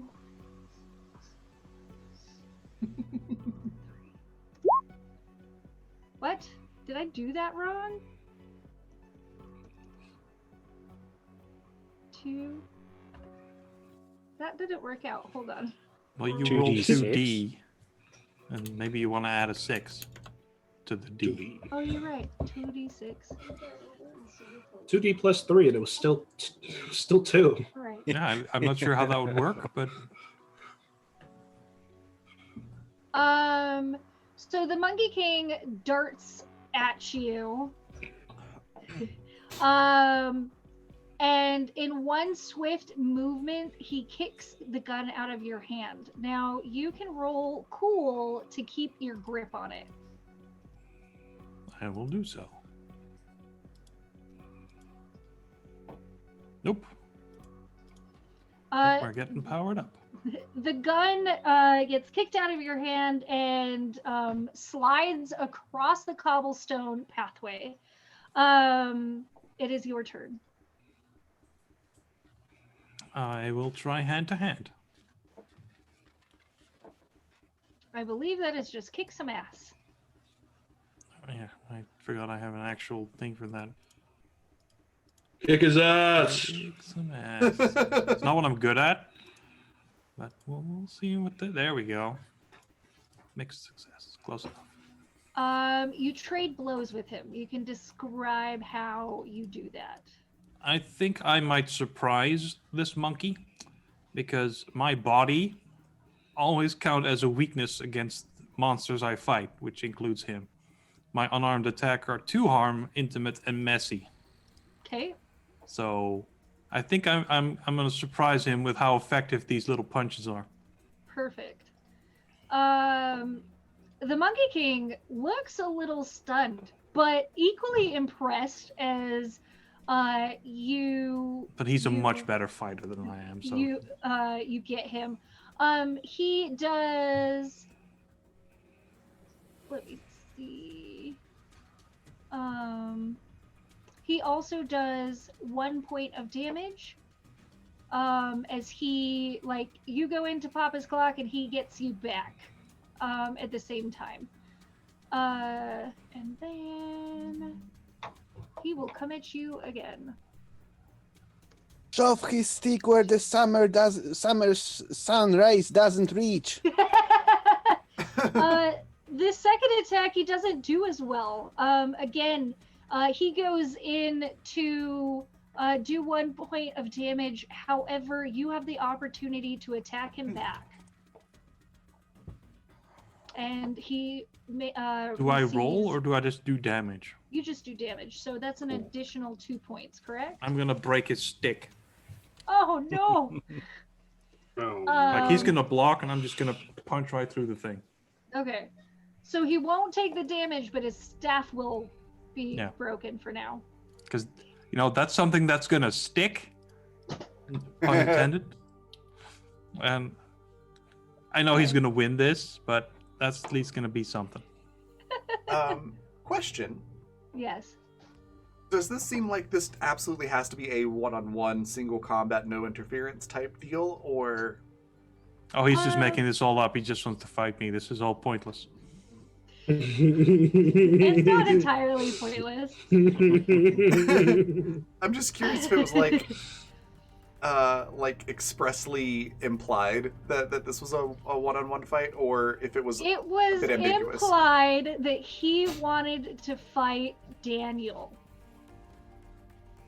Okay. That's it. You Yeah, may for do no with reason, that but what you want. I'm just a trusting soul. So Can I use magic to summon a bunch of banana peels on the ground behind the Monkey King? Yes. I'm sorry. Okay.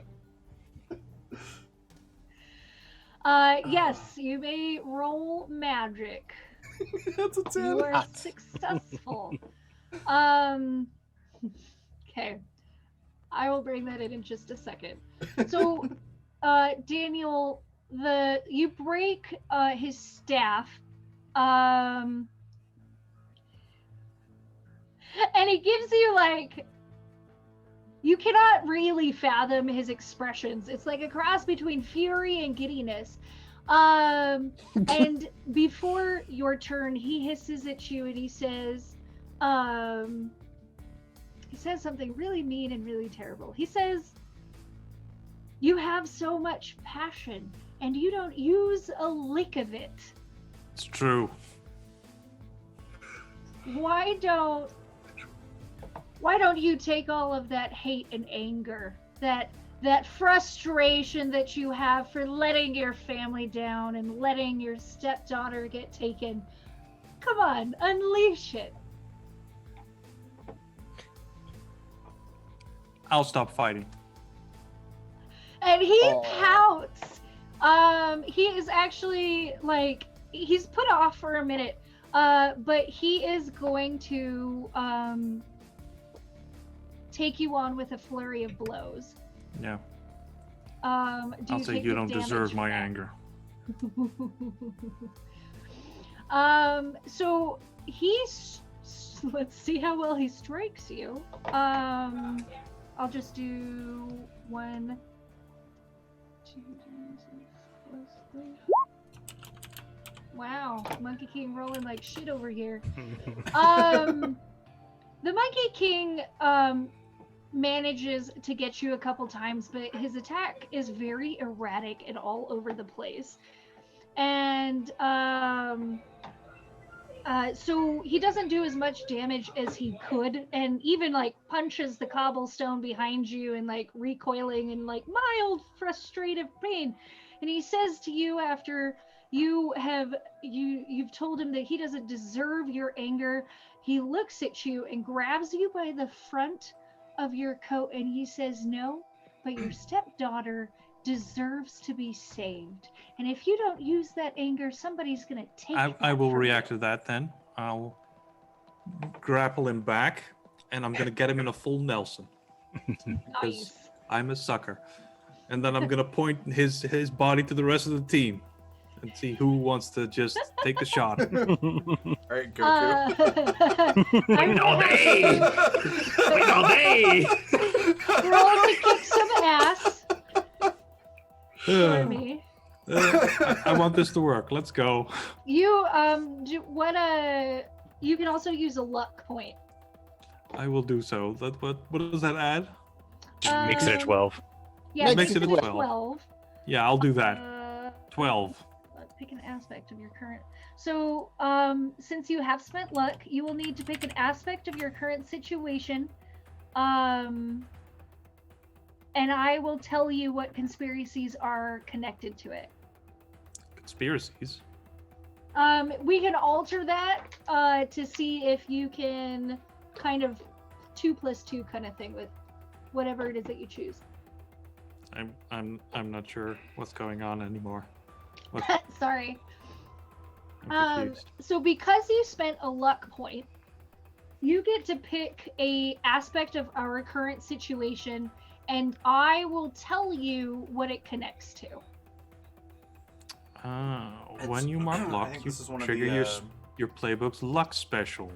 I don't Yeah. know what that is. Let's see if I have the book open somewhere. I do not. On my character sheet, it's right below the luck section and just to the right of Oh, there. sharp. Yeah. When you Mhm. spend character luck, sheet. pick an aspect. Yeah, the conspiracies.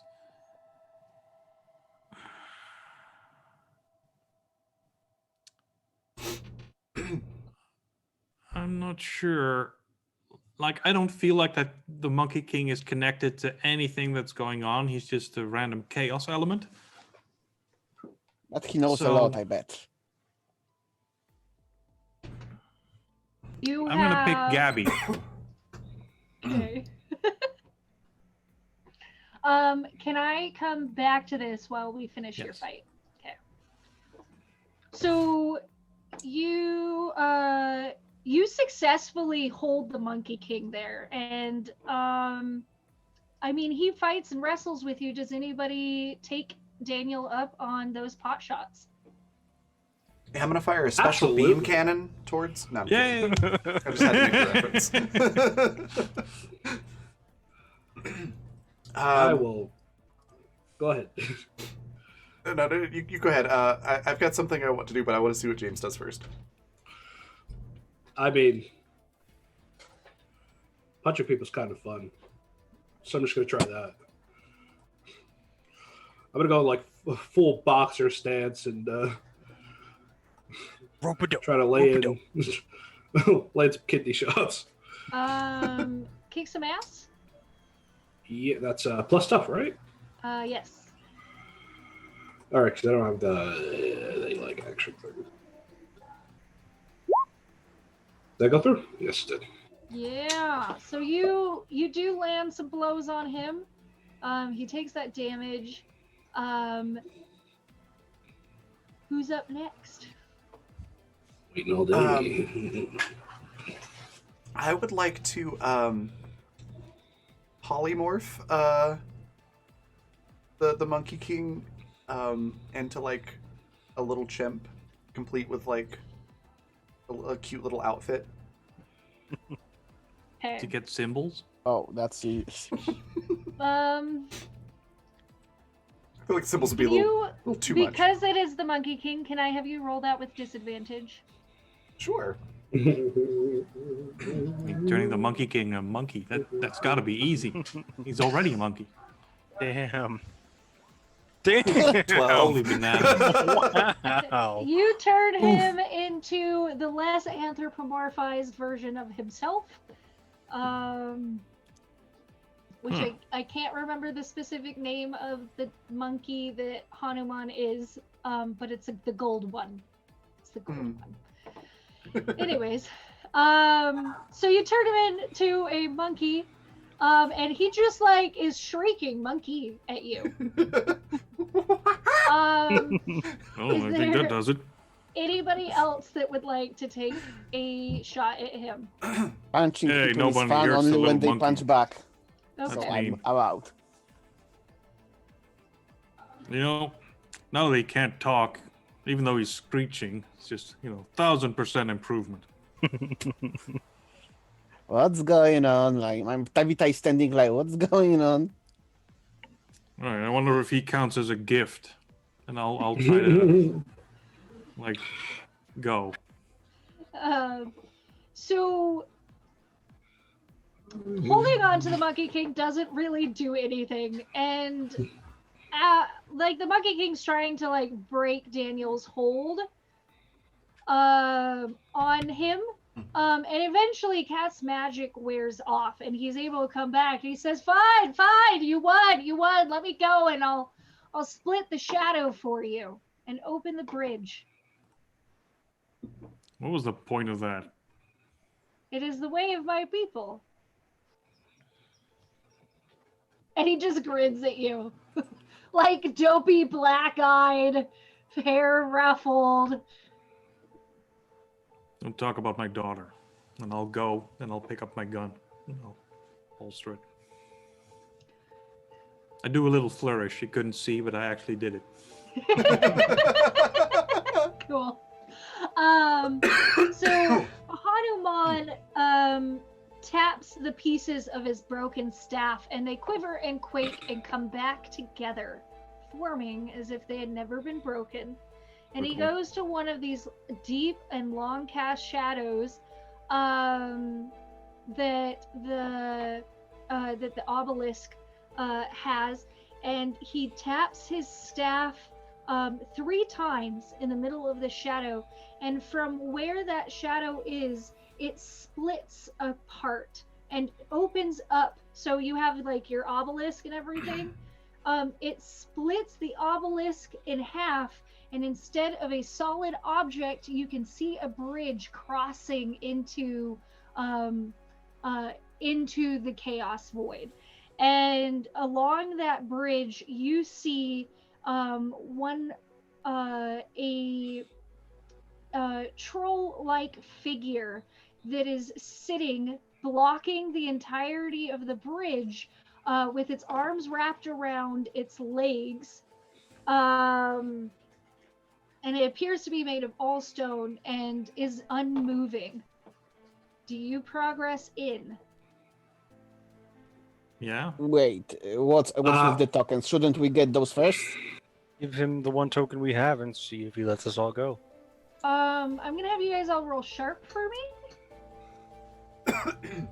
James. Also, Sorry, excuse go me. on. Also, we hit 5 interactions on the game tweet, so that's a d6 to the cast. Got the tweet. Damn, I failed the roll. Holy sh! Yes, good job. James, what is your weakest stat, by the way? Charm. Okay. So for those of you that got a mixed success, you do notice as you're looking through this, that there appears to be debris on the edges of this bridge, and in that debris, you can see what looks very similar to James's imp jumping in a large variety, jumping around on the sidelines, shimmering in and out of the shadows. Ooh, any more imp stones? Looking around. Not quite. Well, this seems like your area, James. Do you go in and check it out? It really is. We've got tokens. Might as well call me the token master. We've got an imp. Call me the imp master. So you guys, James, you go in to check out the imps. Sure. Does anybody else go in? Yeah. Wait, so what do we see? I'll Because stand I at a get confused. respectable distance. Who sees what? Because we had different roll results. So James sees imps, or we do. All of you except for. Oh wait, hold on. Wait, I'm sorry, James. You're not the one that sees it. Everybody else sees it. Bruh. Right, but I see it Never mind. and therefore nudge James forward. Like, oh, look, imps. This is all you. Wow. Okay, so we point the imps to James. The imps he can see. Yeah. Okay. And then James goes in. Who else was it that went in? I will, Marco. I'll tag along behind the two of them. So the party that stays on the other side of the door, you are able to see them when they walk in. However, you guys that have crossed the door, when you look back, you can only see the city at a distance. Like you have already walked a mile down across this bridge. And you would have to run to get back to the door. Wow. So among these treasure, or among this debris where these imps are kind of flitting back and forth, you notice a large amount of like knickknacks, and they all seem to have little bits of glitter, like they kind of shimmer and shake, and you can see as the little folk are picking them up and doing things with them, or breaking them, or putting things together, or pulling things apart, that this would be along the lines of touched by or magically touched tokens. Hey. Hey there. The imps look up at you and chitter at you in a absolutely different language. It's kind of what I imagine Infernal sounding like, with a lot of hissing and spitting. And they kind of like try and gather up all their little things and like walk away with them, but their arms are so full that just like their weird random shit is falling out of their arms as they're trying to walk off with the shit. My impish isn't great. What should I roll to communicate with imps? Sharp.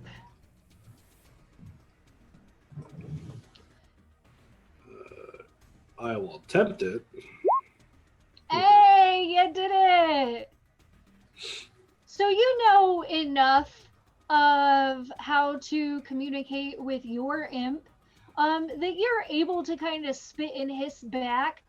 And for the most part, like, you are able to get their attention and they have a little conversation with them, and you learn that they don't really have much to talk about, but that they hate you filthy, disgusting mortals. You flesh bags should rot in hell, and don't touch my shiny shit. But like, as you go to reach out for their shiny shit, they have to drop their other shiny shit to get to the shiny shit you're reaching for. After I listened to their whole rant, I kind of just, I got bored halfway through. So, after they're done, I say, the only question I have is, are you all sexual deviants, or is that just the one I have?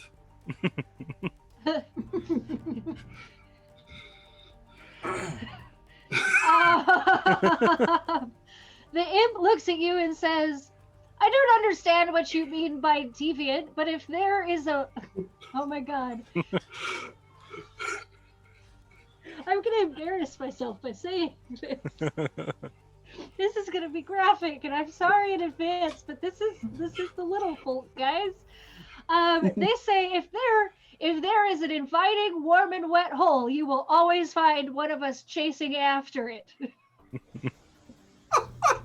Oh my god. Nice. I'm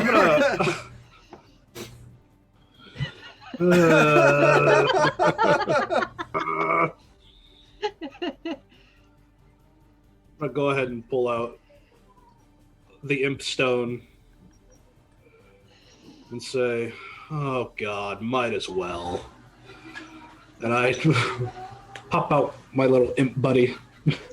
Who now has a bandage over his crooked tail, and it is still crooked, and seems to be drinking a bottle that is 2 sizes his size of liquor. I don't know where the fuck he got it. How did you get that? He says, that is unimportant. Oh my god, there's me and me and me and me.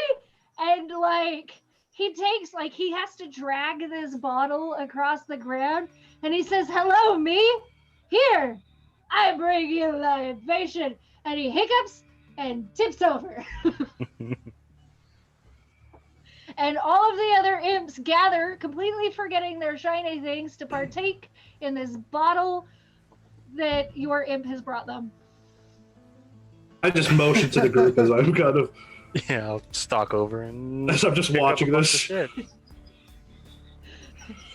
So they have now left their shiny shit completely unattended as they are trying to get smashed on mortal liquor. So, are they trying to smash or get smashed? Or both? Both. Yes. You don't want to pay too much attention. No, I'm just imagining Unfortunately, I Solan have to flying around because- going, let me smash. I kind of have to. My imp buddy's in there. So I'm uncomfortably having to watch this whole process. So, unfortunately, your Unfortunately, your imp doesn't, or maybe fortunately for you, doesn't seem to be partaking in the frivolities because they have passed out, blackout drunk, and they're just like laying on the ground, and these imps have absconded with this liquor bottle. I turn him on his side. Recovering position. Good friend. Good friend.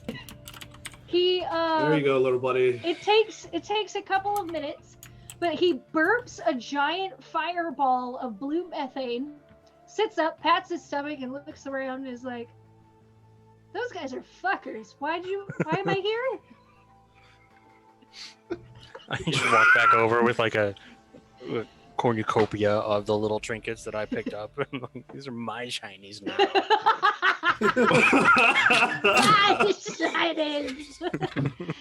Man, I think Um, Marco's got them. So I think, I'll walk through the door. okay, Daniel and Tabitha, the same effect And Gabby. happens. And Gabby what's her name? and Amelia, you're There you correct. go, Amelia.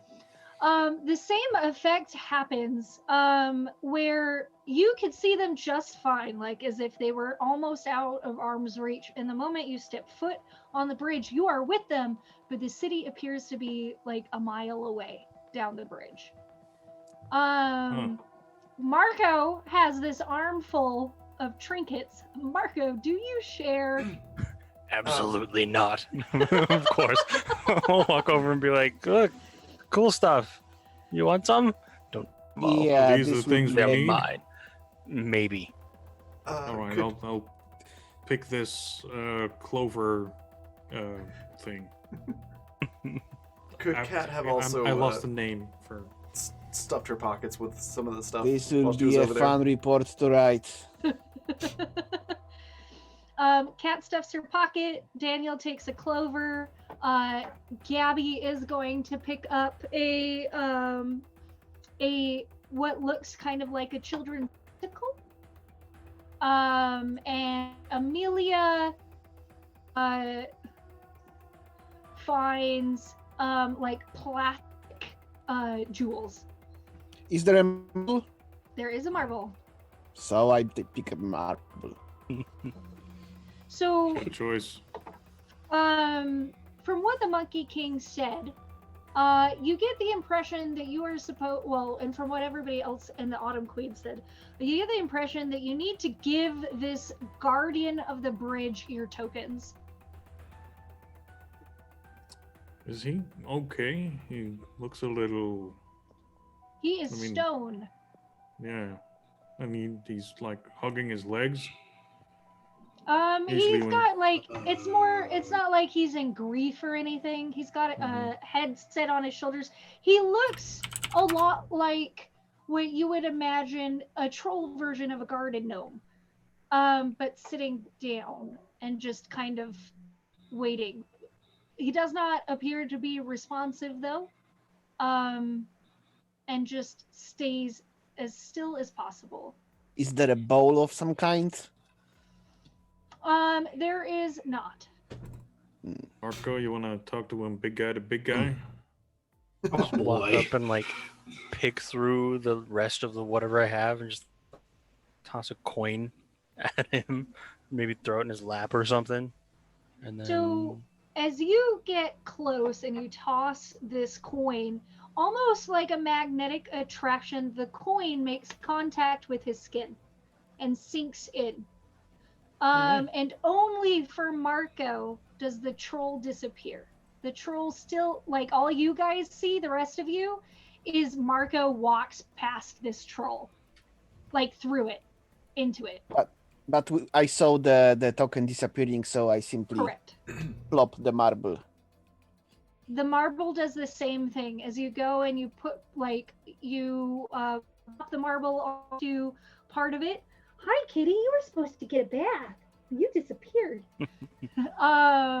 The marble sinks in, and just like for Marco, the troll just disappears for you. Oh.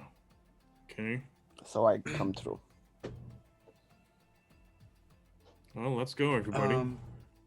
In the stuff that I was grabbing and shoving into my coat pockets, Is it all basically like shiny, like magpie type trinkets? It's like Um, weird dumb shit. Weird question, but might there have been like an emergency blanket, like rolled up? Like I'm talking the kind that you see in like first aid kits, where it basically looks like a giant sheet of aluminum foil. Gold There and silver? wouldn't be a folded up or prepackaged one, but there would probably be one that's been torn in half. Or in Okay, that bits. works. That works. Cat will take like the biggest pieces of them and try to just put them together, and then just drape that over this thing's shoulders since it's sitting out in the elements, and be like, "Here, this should help a little." The troll absorbs the blanket and disappears for you. Cool. The rest Right, of you ladies. do the things. Gabby will go up and she repeats the process. And Amelia does also. I'll follow them. Just stick it against his knee. The the token master is last, and I will give him all 4 of the tokens because I don't know which one is the right one.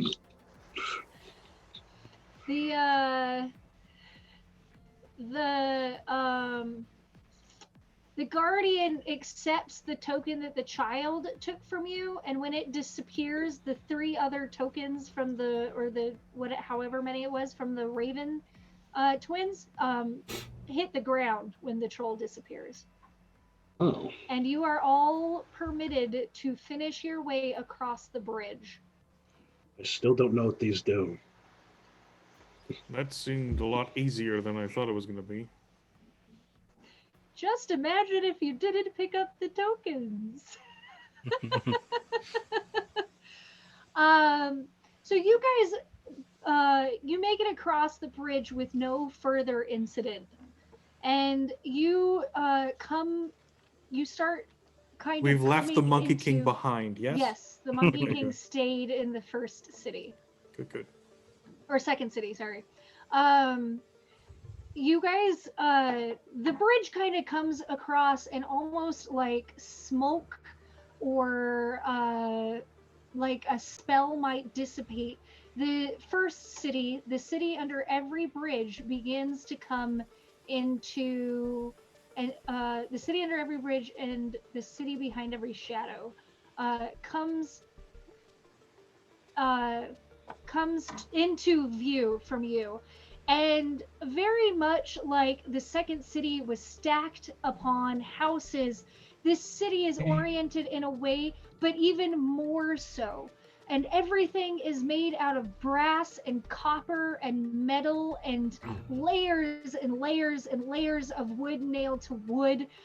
You have pipe works, twisted structures that are holding absurdly weird structures up. And nothing seems to make any sense or connect to each other, but it all connects at the same time. And as you close into this city of tinkerers and makers, a chill rolls over your body. And you can hear the distant screams of genocide. Of what now? Slaughter. We can hear a genocide? Yeah, you can hear lots of people dying. The fuck? Well, I'm running towards it. Marco's taking off. Genocide. Somebody What please the clip that for Paladin's reaction alone. Not to mention just all of that, but oh, that reaction. Genocide. You can hear a genocide is a phrase that I never thought I'd hear. What? You're a Is it a mass murder right here? No. Yes, you can hear it. Insert the clip of Obi-Wan in the original Star Wars talking about Alderaan blowing up. Oh my god. So, you guys hear The scale sound- is pretty daunting. It's you but like you don't just hear the sounds, you can feel the wave of Thank you. the wave of energy that would come off of something so powerful that could lay waste to a portion of this city. I'm yelling behind Marco. Wait, it's not our jurisdiction. I'm still running. You angry like Not a jurisdiction. Like, I'm gonna keep going because we got a show to do. But I'm pretty sure at that point, like, if Kat heard a genocide, I'm pretty sure she'd be like, Daniel, I want to find your kid, but I'm gonna have to go out. Hey, I'm like this close. You know how many people would have to die for it to be genocide? I gotta just. A lot. I Just need see to what chase it after got. Marco then if he doesn't stop. All of them. I think we all just stop and be like, hold up, what? Just.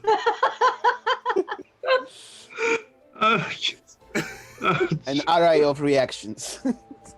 I'm gonna chase Tabitha, who's chasing Marco. Damn it.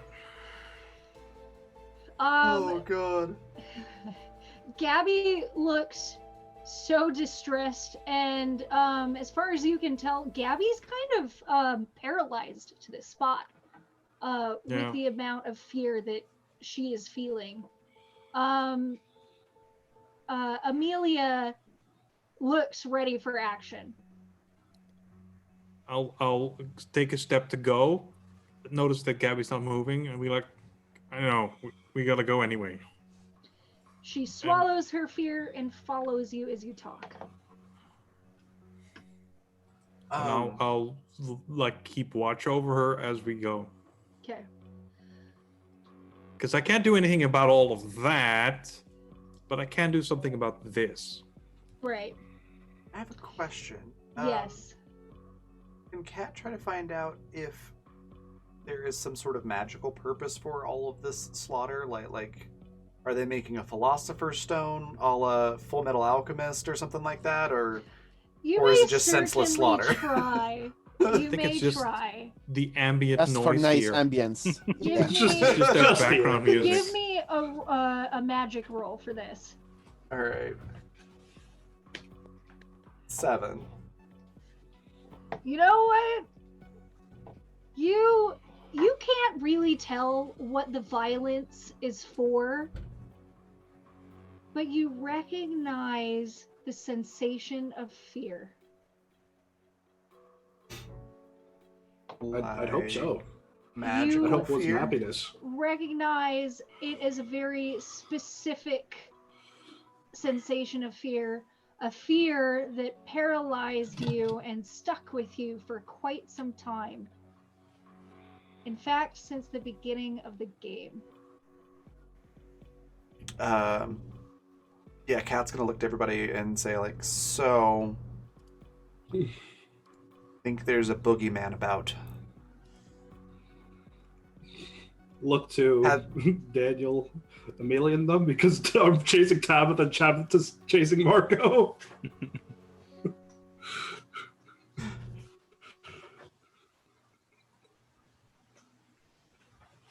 No.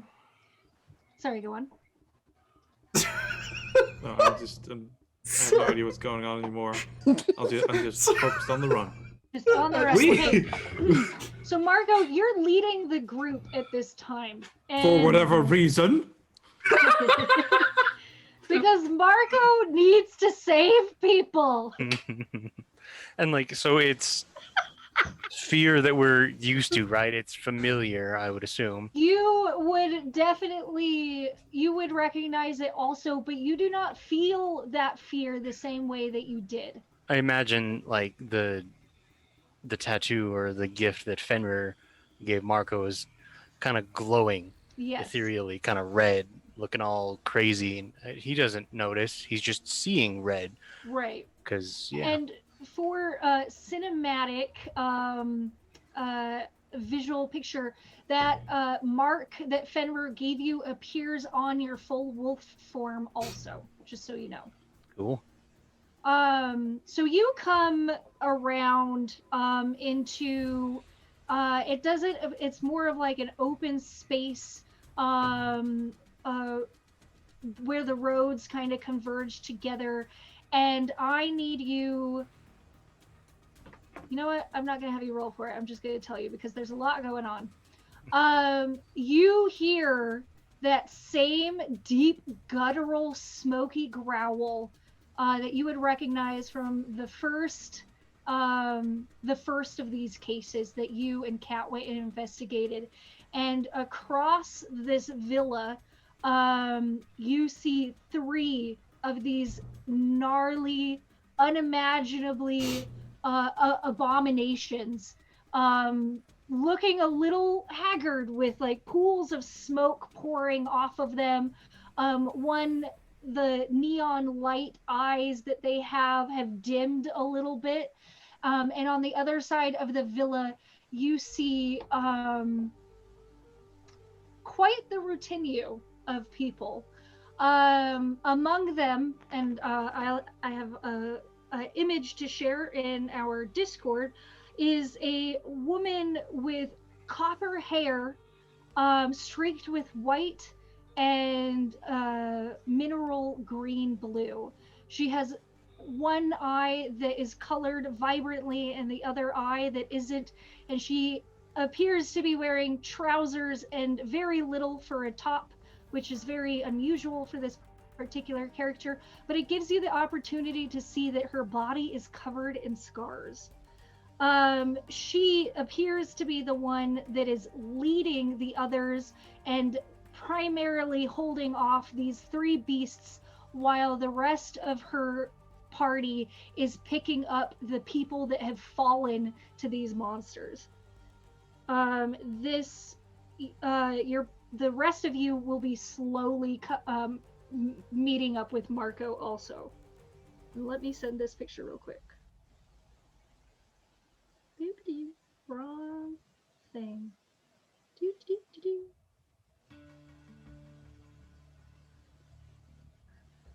Ta-da!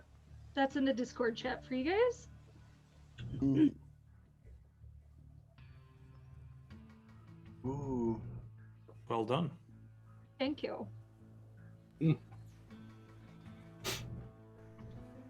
I like the ear. She is literally one of my favorite characters. I'm not gonna lie. I've been waiting for this for so long. Let's just so immediately cool. kill this person up to no good. We can tell. So, before you jump into the fray or anybody realizes you're there, this woman, I'm trying to describe what she does. She almost like a witch casting. You can see the magic kind of roll over her, and the metal in the area twists apart until it becomes like sheaths that are ripped and pointed, and they all fly at these monsters, embedding themselves in the ground. But the monsters are so quick that they are able to hop out of the way before they are struck. And this is where y'all would be able to jump in if you would like. Everybody but Marco, though, I do need you to roll a cool check for me. Okay. Sure. What's my goal? My goal's not 9.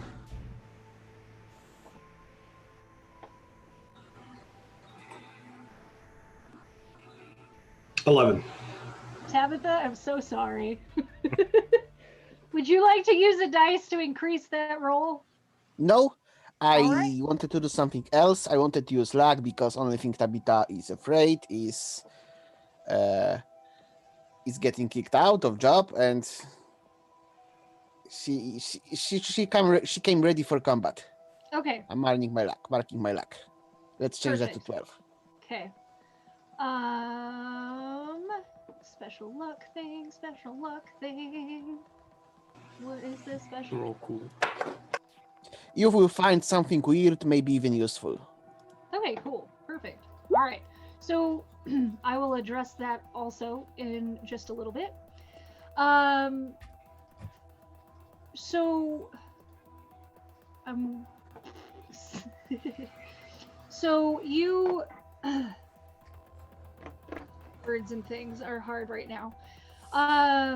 So Tabitha, you feel the effects of the fear with these monsters pressing in on you, but your desire to do your job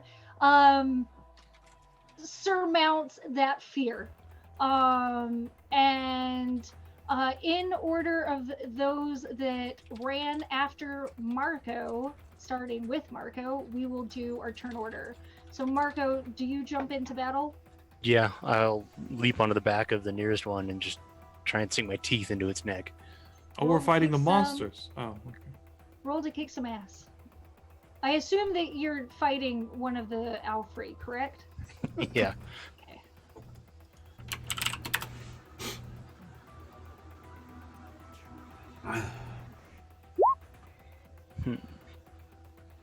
So you tangle with this monster, and you swap blows. What is your attack points?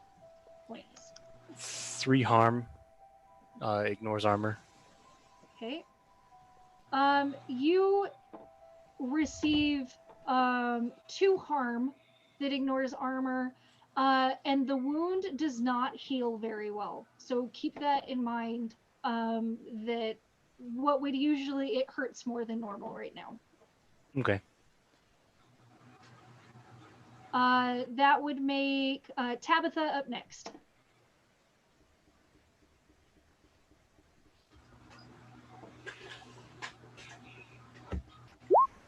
Same, 7. And how do you attack? My axe is free harm and messy. Okay. Do you trade blows then? Yes. Just to confirm. Okay. Sorry, I have to take notes. Do you attack the same one that Marco attacked? How many of them are two? There are 3. 3. One So no. does not look so great. I'll attack the one unmentioned. Okay. And then that would bring us up to... How many harm do I get in return? Oh, in return you received 2 with the same stipulations that these don't heal very well.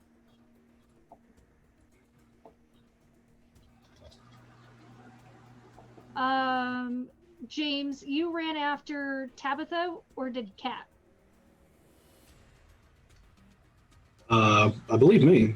Okay, so you'll be up, and then Kat, and then Daniel. Okay. Well, this whole situation seems like a great time for James to use magic for the first time, to be honest with you. Yeah!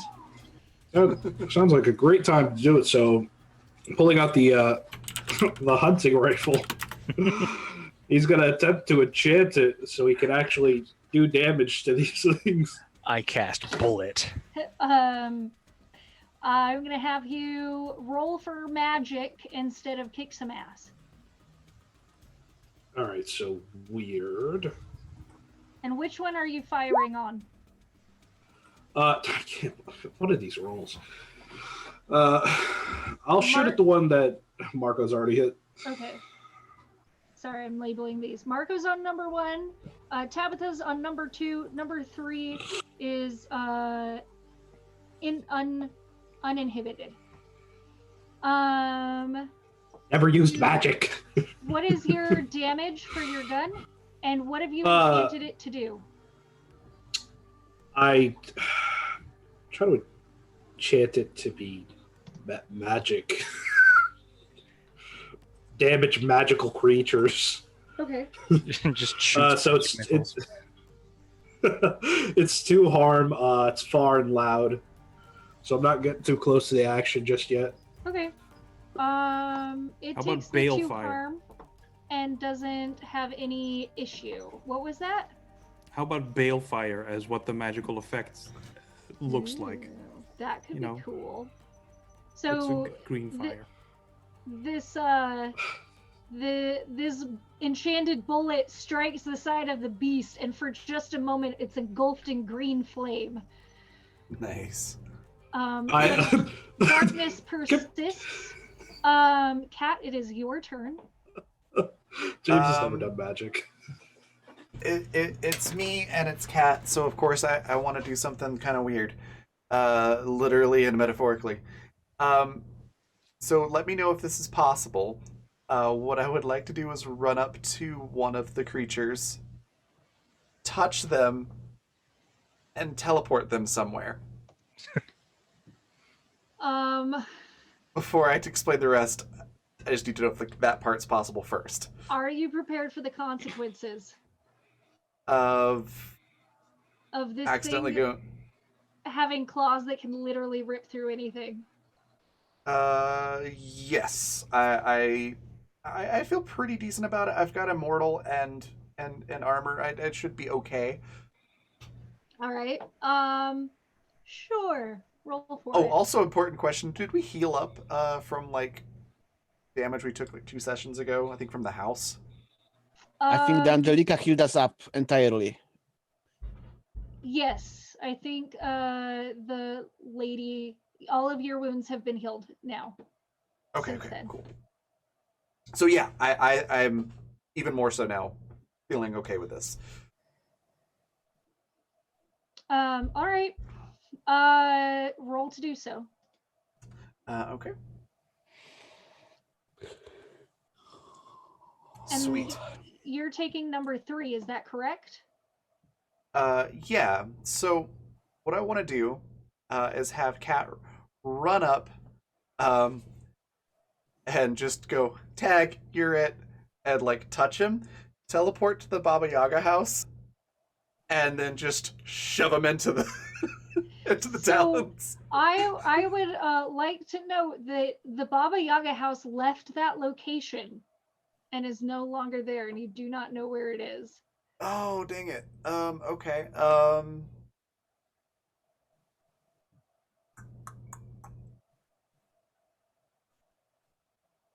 Oh, I'll just teleport to the where we cross the bridge and just push him over. Okay. Just teleport to like the very edge of the land, and just So- be Throw like, me to the void. You are successfully able to teleport. I need you to roll kick some ass for me. okay, this could not possibly go wrong with my -1 in tough.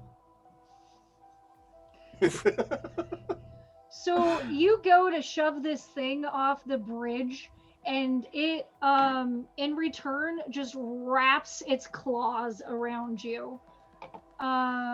We will come back to you, but it will eventually appear back with the rest of your friends, so don't worry about that. So now you guys are facing 2 of these, and it is Daniel's turn. I'm running with my ex-wife. I take a pause because this is horrifying. And I'll be like, all right, watch my back. And I'll draw my gun and I'm gonna start collecting magic because I feel like shooting a bullet at it is gonna do. So what I'm gonna do is spend the turn doing nothing, so that next turn something more impressive. Okay. For that, I'm gonna have you roll magic twice for me, Yeah. and then we'll hold on to that for you. It is a special beam cannon. Yep. Gotta stay on it's top. the woman that is fighting with you, twists metal up and begins to try and box these creatures in. And so she's trying to aid you in trying to keep everything together. So Marco, it is your turn. How are they looking? Or they just they looked like before. Terrifying. Made Fair of enough. I smoke guess with- asking more towards like damage. Does it look like we're actually doing harm to them? One is a little sad. I mean, number 2 is a little sad, but the rest of them, the other one that you're on does not appear to have any trouble. Okay. Well, yeah, I'll just tear into him, trying to attack him with the claws and get some harm. Roll kick some ass.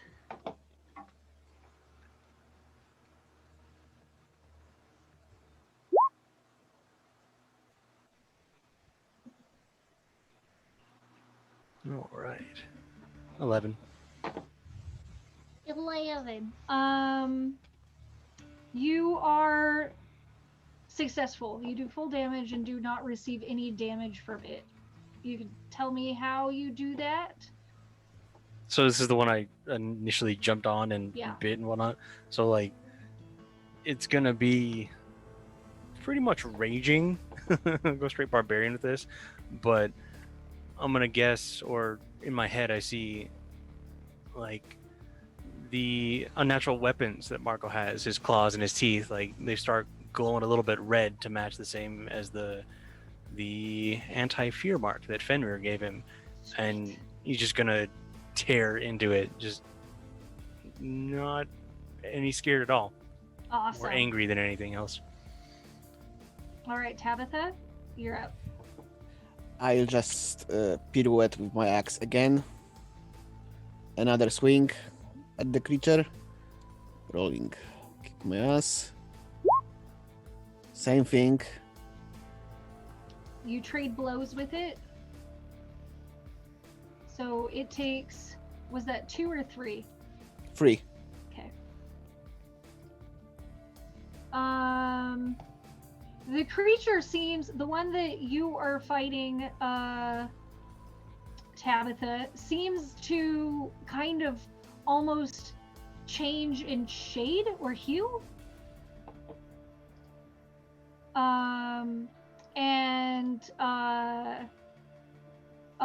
Like it's almost getting more transparent. And James, it's your turn. And in response, I stagger a little back because I'm in the unstable area.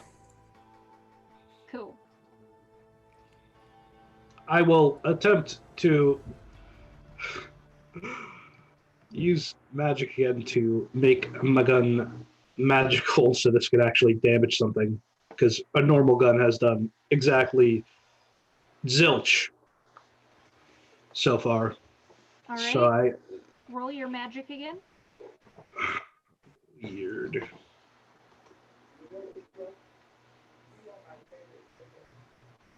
Nine. Perfect. So you are able to do the your magic. You wanted to increase the damage. Was that correct? I just wanted to enchant it so it wouldn't do damage at all, but I would take Okay. an increase. Because it's a partial success, it's only going to increase to 3, but you still have that same green fire thing going on with it. All right. All right, and then you fired on the one that Marco has, or that Tabitha has. I'll fire on the one in front of Tabitha because I'm just kind of supporting. I'm Okay. just supporting fire. This particular wolf that Tabitha was on, when you fire on it and it goes up in green smoke, it whines. The sound could probably bust glass, and it turns and leaps over the barricade that the woman with copper-colored hair is trying to put up, vanishing back into the city. So now you are only facing one. Cat, you have taken 3 points of damage from this guy's attack. You can roll to attempt to get out or magic your way out of this situation however you'd like. Can I just like drop us both off the edge? Like, just shove over to get us Yeah, you over the could edge? probably get you both over the edge. Okay. I'd like to do that and then teleport myself away. Okay. I am going to need you to roll magic for me Okay. to ensure that you are the only one that gets teleported. Makes sense. And just in case, I want to go to the house that made everybody sleepy. Okay, the greenhouse. Yeah. Okay. Just in case, like, I do end up with a passenger, I don't, like, teleport him to somewhere bad. Okay, that's fair. Sweet. 13. You are very successful. The creature does get one more swipe at you, or bone-crushing grip on you, but you are able to teleport away from it, and it seems to fall into the abyss. Okay, cool. So you will take an additional point of damage from its last swipe at you. And Okay. you are at the greenhouse, which is empty. And Daniel, it is your turn once again. Right. As Gabby keeps some of the horde of bystanders off of my back because they're going everywhere, Yep. I am charging a light into my gun, and the front of the gun now extends into like sort of a bow, Cool. and then I'm gonna shoot the bullet, and it's also an arrow of light. Very cool. Nice. Did you roll your magic for that yet? I rolled one magic for the charging. That was a mixed success. Yeah, I see that. And now I will do an attack. Come on. I'll just kick some ass because I want this to not work. Mixed success. Close enough. You may choose your glitch if you would like. Both me and Gabby get knocked over by the horde anyway. Okay. So you fire this arrow, this bullet arrow at this thing. And you strike the creature that Marco is trying to pin. The force of the magic that comes off of it knocks you, Gabby, Amelia, and several of the bystanders off your feet. Oh, that works too. The arrow hits the last of the three Alfrey that were fighting, and Marco, you see what you would imagine a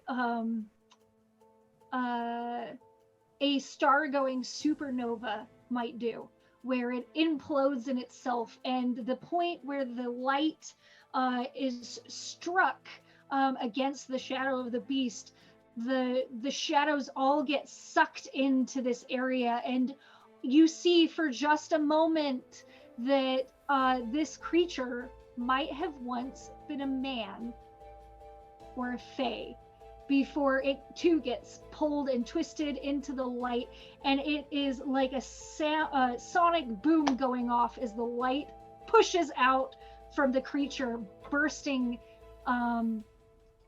it down to its atoms, and you are all left in the silent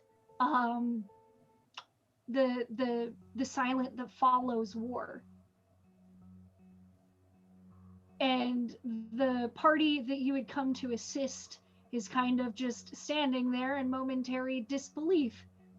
And you realize that your cell phones are buzzing.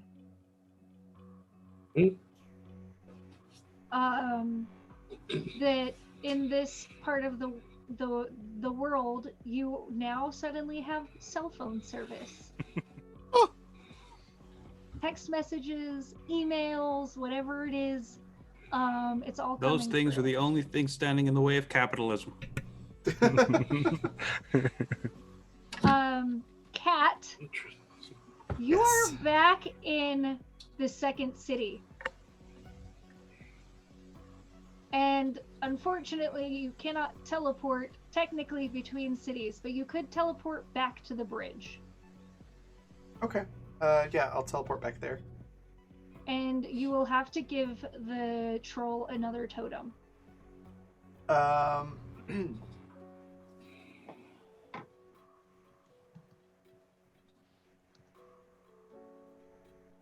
think I will give the troll. I think of the things that Cat might have picked up from that pile of stuff. Is there like a? I guess at this point in the timeline would be an old iPod or iPhone or something like that. Probably. I'll do one of those. Okay. So you will eventually meet up with your party again. Before the rest of you really have a chance to kind of respond or come back, the woman that was leading the attack goes to Tabitha, and she clears her voice and she says, we appreciate your efforts. Thank you for assisting us with that. We would have been overwhelmed without your help. And she looks to the rest of you. Ooh, Tabitha is a little confused because, to be honest, as a player, and that makes her also her as a character, I expected that there are only monsters here, and these clearly are not. So, wait, who are you? What are you doing here? Questions always first.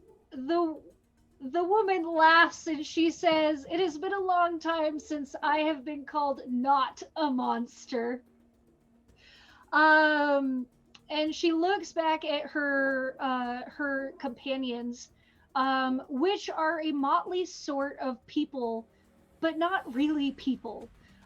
There seems to be something just kind of wrong with everybody. And I'll go into those details in the next game, in the next session, so I don't keep you for too long. But she looks back at you and she says, I am the Queen of Rust, of the Rust Court.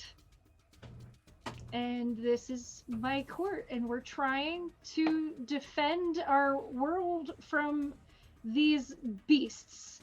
And like she spits on one, and she kind of picks her way through, and she waves one of her people over to help, and it's a large hulk of a figure that wears a mask that obscures their face, with a patchwork robe that seems to be made of pockets and various multicolored fabrics, with gloved hands and boots, and jingles and jingles just hang off of everything. And he almost sounds like music in the way that this figure walks. And he kneels down Does he jingle all the way? He jingles all the way. He kneels down to the figure in question that the woman has waved him over for. And you see as he begins to dismantle this body that was attacked. And she goes on and moves, like she kind of walks with you and kind of like is checking more bodies and signals another one for him to come and dismantle. What do you mean that they dismantle the bodies? They start peeling it apart, breaking it down. Yum. Lovely. Like meat bodies, or there's like some machine bodies? Like there's anybody that's fully dead, they draw and quarter them. Okay. Does anybody have anything to say about that before I give you the zinger for the end of our session? Anything to say about that? No, real quick, I want to roll unquenchable I'll vitality. have some dark meat. Heal myself. Hey, does this woman have red hair, by the way? Yeah, she does. Copper hair with streaks of white in it. You know what I have to say? It's so lovely being here. So lovely. Yeah, definitely willing to help in any way we can, right, guys? Yeah, totally. Anything else? Well, since I we are think at that some I'm session, gonna I have. can. No, you go first. No. I wanted to say since everything can wait till the next game. Oh, I'm one of the random bystanders. Is gonna ask me who I am, and I'm gonna flash the badge and say LAPD. And they think it's LAPD as an ELAYPED.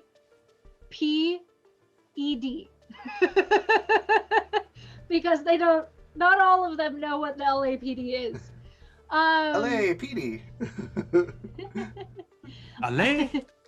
So, as the woman is working on making sure some of these bodies are dismantled, you hear a terrible wailing noise, and you all look up to see from one of these dead carcasses that the monster had pulled through, there are shadows gathering around it, and almost in eldritch horror, one of the Alfrey peels itself up and out of its body, snarling and then spinning into nothing, disappearing before you.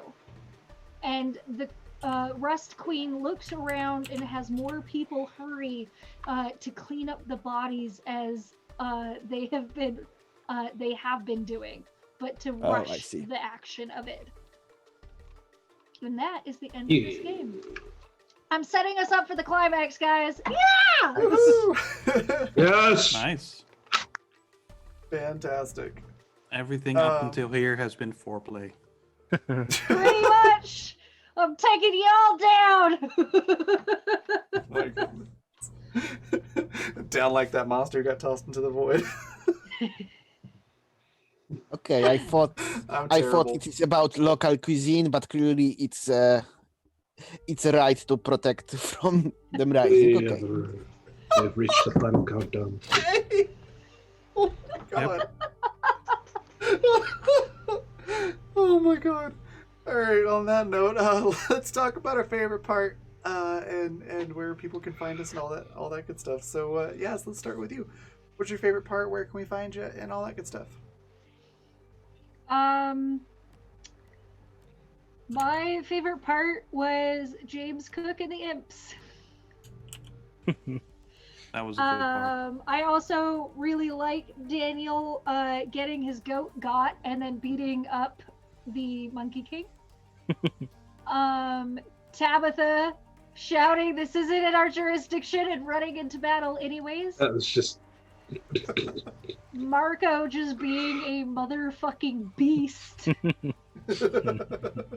And Kat's clever thinking with magic in both instances where she cornered Amelia and tossed one of the Alfrey off the top of a bridge. Yeet! Yeah, yeet. Those are my favorite parts. Awesome. I also really liked we're gonna kind of get a little bit more into Daniel and his stepdaughter next session to answer some of those character questions. And I'm really excited about that, but I'm also excited that Daniel's kind of, using a little bit more of his magic. Yeah. Aren't you glad I'm using magic? Awesome. Oh yeah, I never shared my. So you'll find me next, either streaming on Bodalia, or you can find me here next Wednesday, streaming as Bambi Darling in the Exodus game. And this time I actually am going to find my Kickstarter link, which we only have a couple days left. So if you haven't had a chance, definitely check it out or give it a share. But yeah. It's really cool. Definitely check it out. Icanorlax, what was your favorite part? Where can we find you? All that good stuff. My favorite part, it's an easy choice today. It was Daniel saying, I don't know, and just shooting the guy. In the same breath. You did. So Yeah, I like that there was no space between. I don't know. I shouldn't. That was pretty You can great. find me next on my own channel streaming some game. I think I will take breaks from Satisfactories tomorrow morning, noon, early afternoon, depending on where you are and when I start. I mean, in US time, but US time is also kind of spanning for zones, so it will be morning or noon. All right. That's all. Nate, what was your favorite part? Where can we find you and all that good stuff? I like seeing both James and Daniel magicking their weapons. That was a cool effect. And I'll be here next week, same time. Awesome. And then let's hop over to Mr. Parr. Oh, hi, it's me. Boy, where to start? I don't think any character so far that I've played with in any TTRPG has had as many zingers as Daniel has had throughout the entire course of this this adventure. Just the 7 out of 15 that could be a passing grade. Oh yeah, that was also I good. just I've never pitched I've never pitched a follow-up to a game, but imagining the Monkey King and Daniel having their own, their own partner cop show with like Daniel's family in the background is just such a priceless image to me. It's fantastic. So Daniel had a lot of great moments in this one. So many good lines. I think Daniel's just my favorite part of this whole episode right here. As for where you can find me, you can find me on my Twitch. My brain just flatlined right there. You can find me on my Twitch channel, Mr. Parr. If you've seen me chatting away. Lately, I've been taking strides with my content, trying to make better content, and I've been doing voice acting auditions and sort of voiceover auditions on stream, which it's been a pretty fun process actually. That's awesome. You can find me on Twitter at Mr. Farr. Fantastic. 4E. Fantastic. Paladin, favorite part? Where can we find you? All that good stuff. There's two things that jumped out at me. Besides, like, the whole episode was pretty cool and everyone was on their game. But, like, during the first bit, where we were just talking to the kids, like, Marco's a pretty quiet character, but I noticed that there was a few moments where he sort of adjusted the conversation in just really smart ways to have us do a better job of questioning them and understanding all the information. And I thought that was really cool because that takes some skill. And something I just adored was the imp talking to the other imps. Like, that was just like, I want that just all the time. Imps That for was life. Yeah, play that imp sometime in an RPG. Okay. Or, someone like the imp. Okay. Sexual deviant imp. Maybe not that bit, but I feel like Mao is pretty close to that kind of Yeah. like, flavor of character. That's fair. I'll have to play Mao again. Oh, that was goodness. really fun. Just the whole spin unconscious. That got me. Where you can find me next, it's gonna be a few shows because I've been busy. Tomorrow, I'm not quite sure when because I'm not organized. On the Nerd Eye channel, which is super new, it's Nerdberg Craig's partnership with someone else who I guess has an I in their name, I'm going to be playing Sparky the Imp. And he's used to be a prisoner, but now he's free and wandering the fairy realm or whatever the hell we are. We're somewhere and there's weird shit. And I'm just going to like run around and have a good time, maybe hide. I'm going to use fire, and I can turn into stuff like a shadow and a fire elemental and a tiny little pixie. And I'm excited to see what's going to happen because we didn't do a lot of prepping, but the prep that we did do was fun. And a lot of it came from me, like the whole plot of the thing. I came up with that. That was good. And I'm looking forward to it. That's going to use the Good Strong Hand system, which is based on all those old movies like The Neverending Story and Willow, the whole thing. Sundays, as always, I play Hope, the pirate paladin who tries to make friends with all the evil pirates. That's going strong. Last episode, I'm pretty sure I made friends with someone who resisted being my friends for a long time because I chained him to the wall and I told him my backstory, which is really sad. So he had no choice. And Tuesdays over on Polished Cryptid's channel, I'm going to be hopping into some sort of weird Lost D&D sort of thing where it's a bunch of characters ending up in a weird place where there's no one else. And then they figure out what's up. And I will be playing a Githzerai, who is a noble and a fighter. I will take charge. Know that everything will be all right. There will be order in the chaos. Awesome. That's some cool stuff.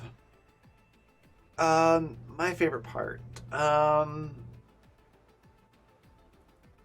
Paladin's reaction to you hear a genocide was pretty priceless. I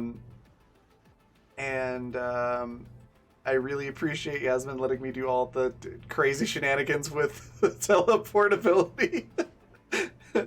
Cause yeah, that was a little wild.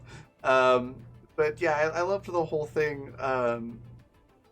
I really enjoyed Daniel's I'm not gonna let this guy get to me, I'm not gonna let this guy get to me, I'm not gonna let this guy get to me. Okay, he got to me. Like that whole scene was fantastic. James, just a guy James doing the really funny stuff with the wanting to talk to the kids and all of that interaction with the imp and everything was great. And Marco just like, all right, charging in. I enjoyed that, and of course Tabitha getting sort of lured in by the Monkey King's explanation of how the summer court works, and was like, hey, this sounds pretty good. Tabitha does a lot of work in this campaign. Mm-hmm. I love it. The whole thing was fantastic, though. You can find me next. I'll be here at 6 p.m. Mountain Time, 8 p.m. Eastern, producing School Days, which is our Masks campaign, where all the players are playing basically superhero high schoolers. It's a really cool campaign. Lots of really fun stuff going on in there. And then I'll be back tomorrow at 6 p.m. Mountain Time for Animus Absentis. That is that's going really well. The campaign's going really well, and we're getting into some like actual main story stuff. We've hit enough side quests with the party that we're getting into like deep backstory stuff with characters, and we're going back to Earth, and this is going to be really interesting. So should be an intense next episode. So that's where you can find me next for the rest of this week. Other things to share are sponsors. Grinding Coffee Company. You can go to grindingcoffee.co and use the code RAVVYN for 13% off your order. And then other two sponsors are Fundamental RPG, which is the tabletop system that I wrote and we use for Animus and Hunters. And Intrepid, which is also my brand, which is for IRL adventuring gear. And we're about to put out different class shirts. So it's got a really cool D20 logo with the standard Intrepid text on it and a leather-looking version of the Intrepid Raven instead of the pink one. And then on the back and various font types that represent the classes, it's got the class name, much like you'd see on a jersey. They're really cool. We're going to have Ranger, Cleric, and Barbarian out first, and then I will be getting the rest of the designs out as quickly as possible. So definitely check that stuff out. You can find links to all that stuff on my Twitter, which I will on my link tree into chat. And there should be a link to the actual Intrepid stuff there in chat too. Yeah, in the coffee shop. So yeah, all cool stuff to check out. Please do so. And then finally, there's our raid cry. We're gonna go raid with a brick or Ray. She's a fantastic streamer, does video games and chatting and tabletop stuff. Just a all-around great human being. Definitely give her a follow if you're not doing so already. And then I will see you all back here in about just under 3 hours. Bye, everybody. Bye.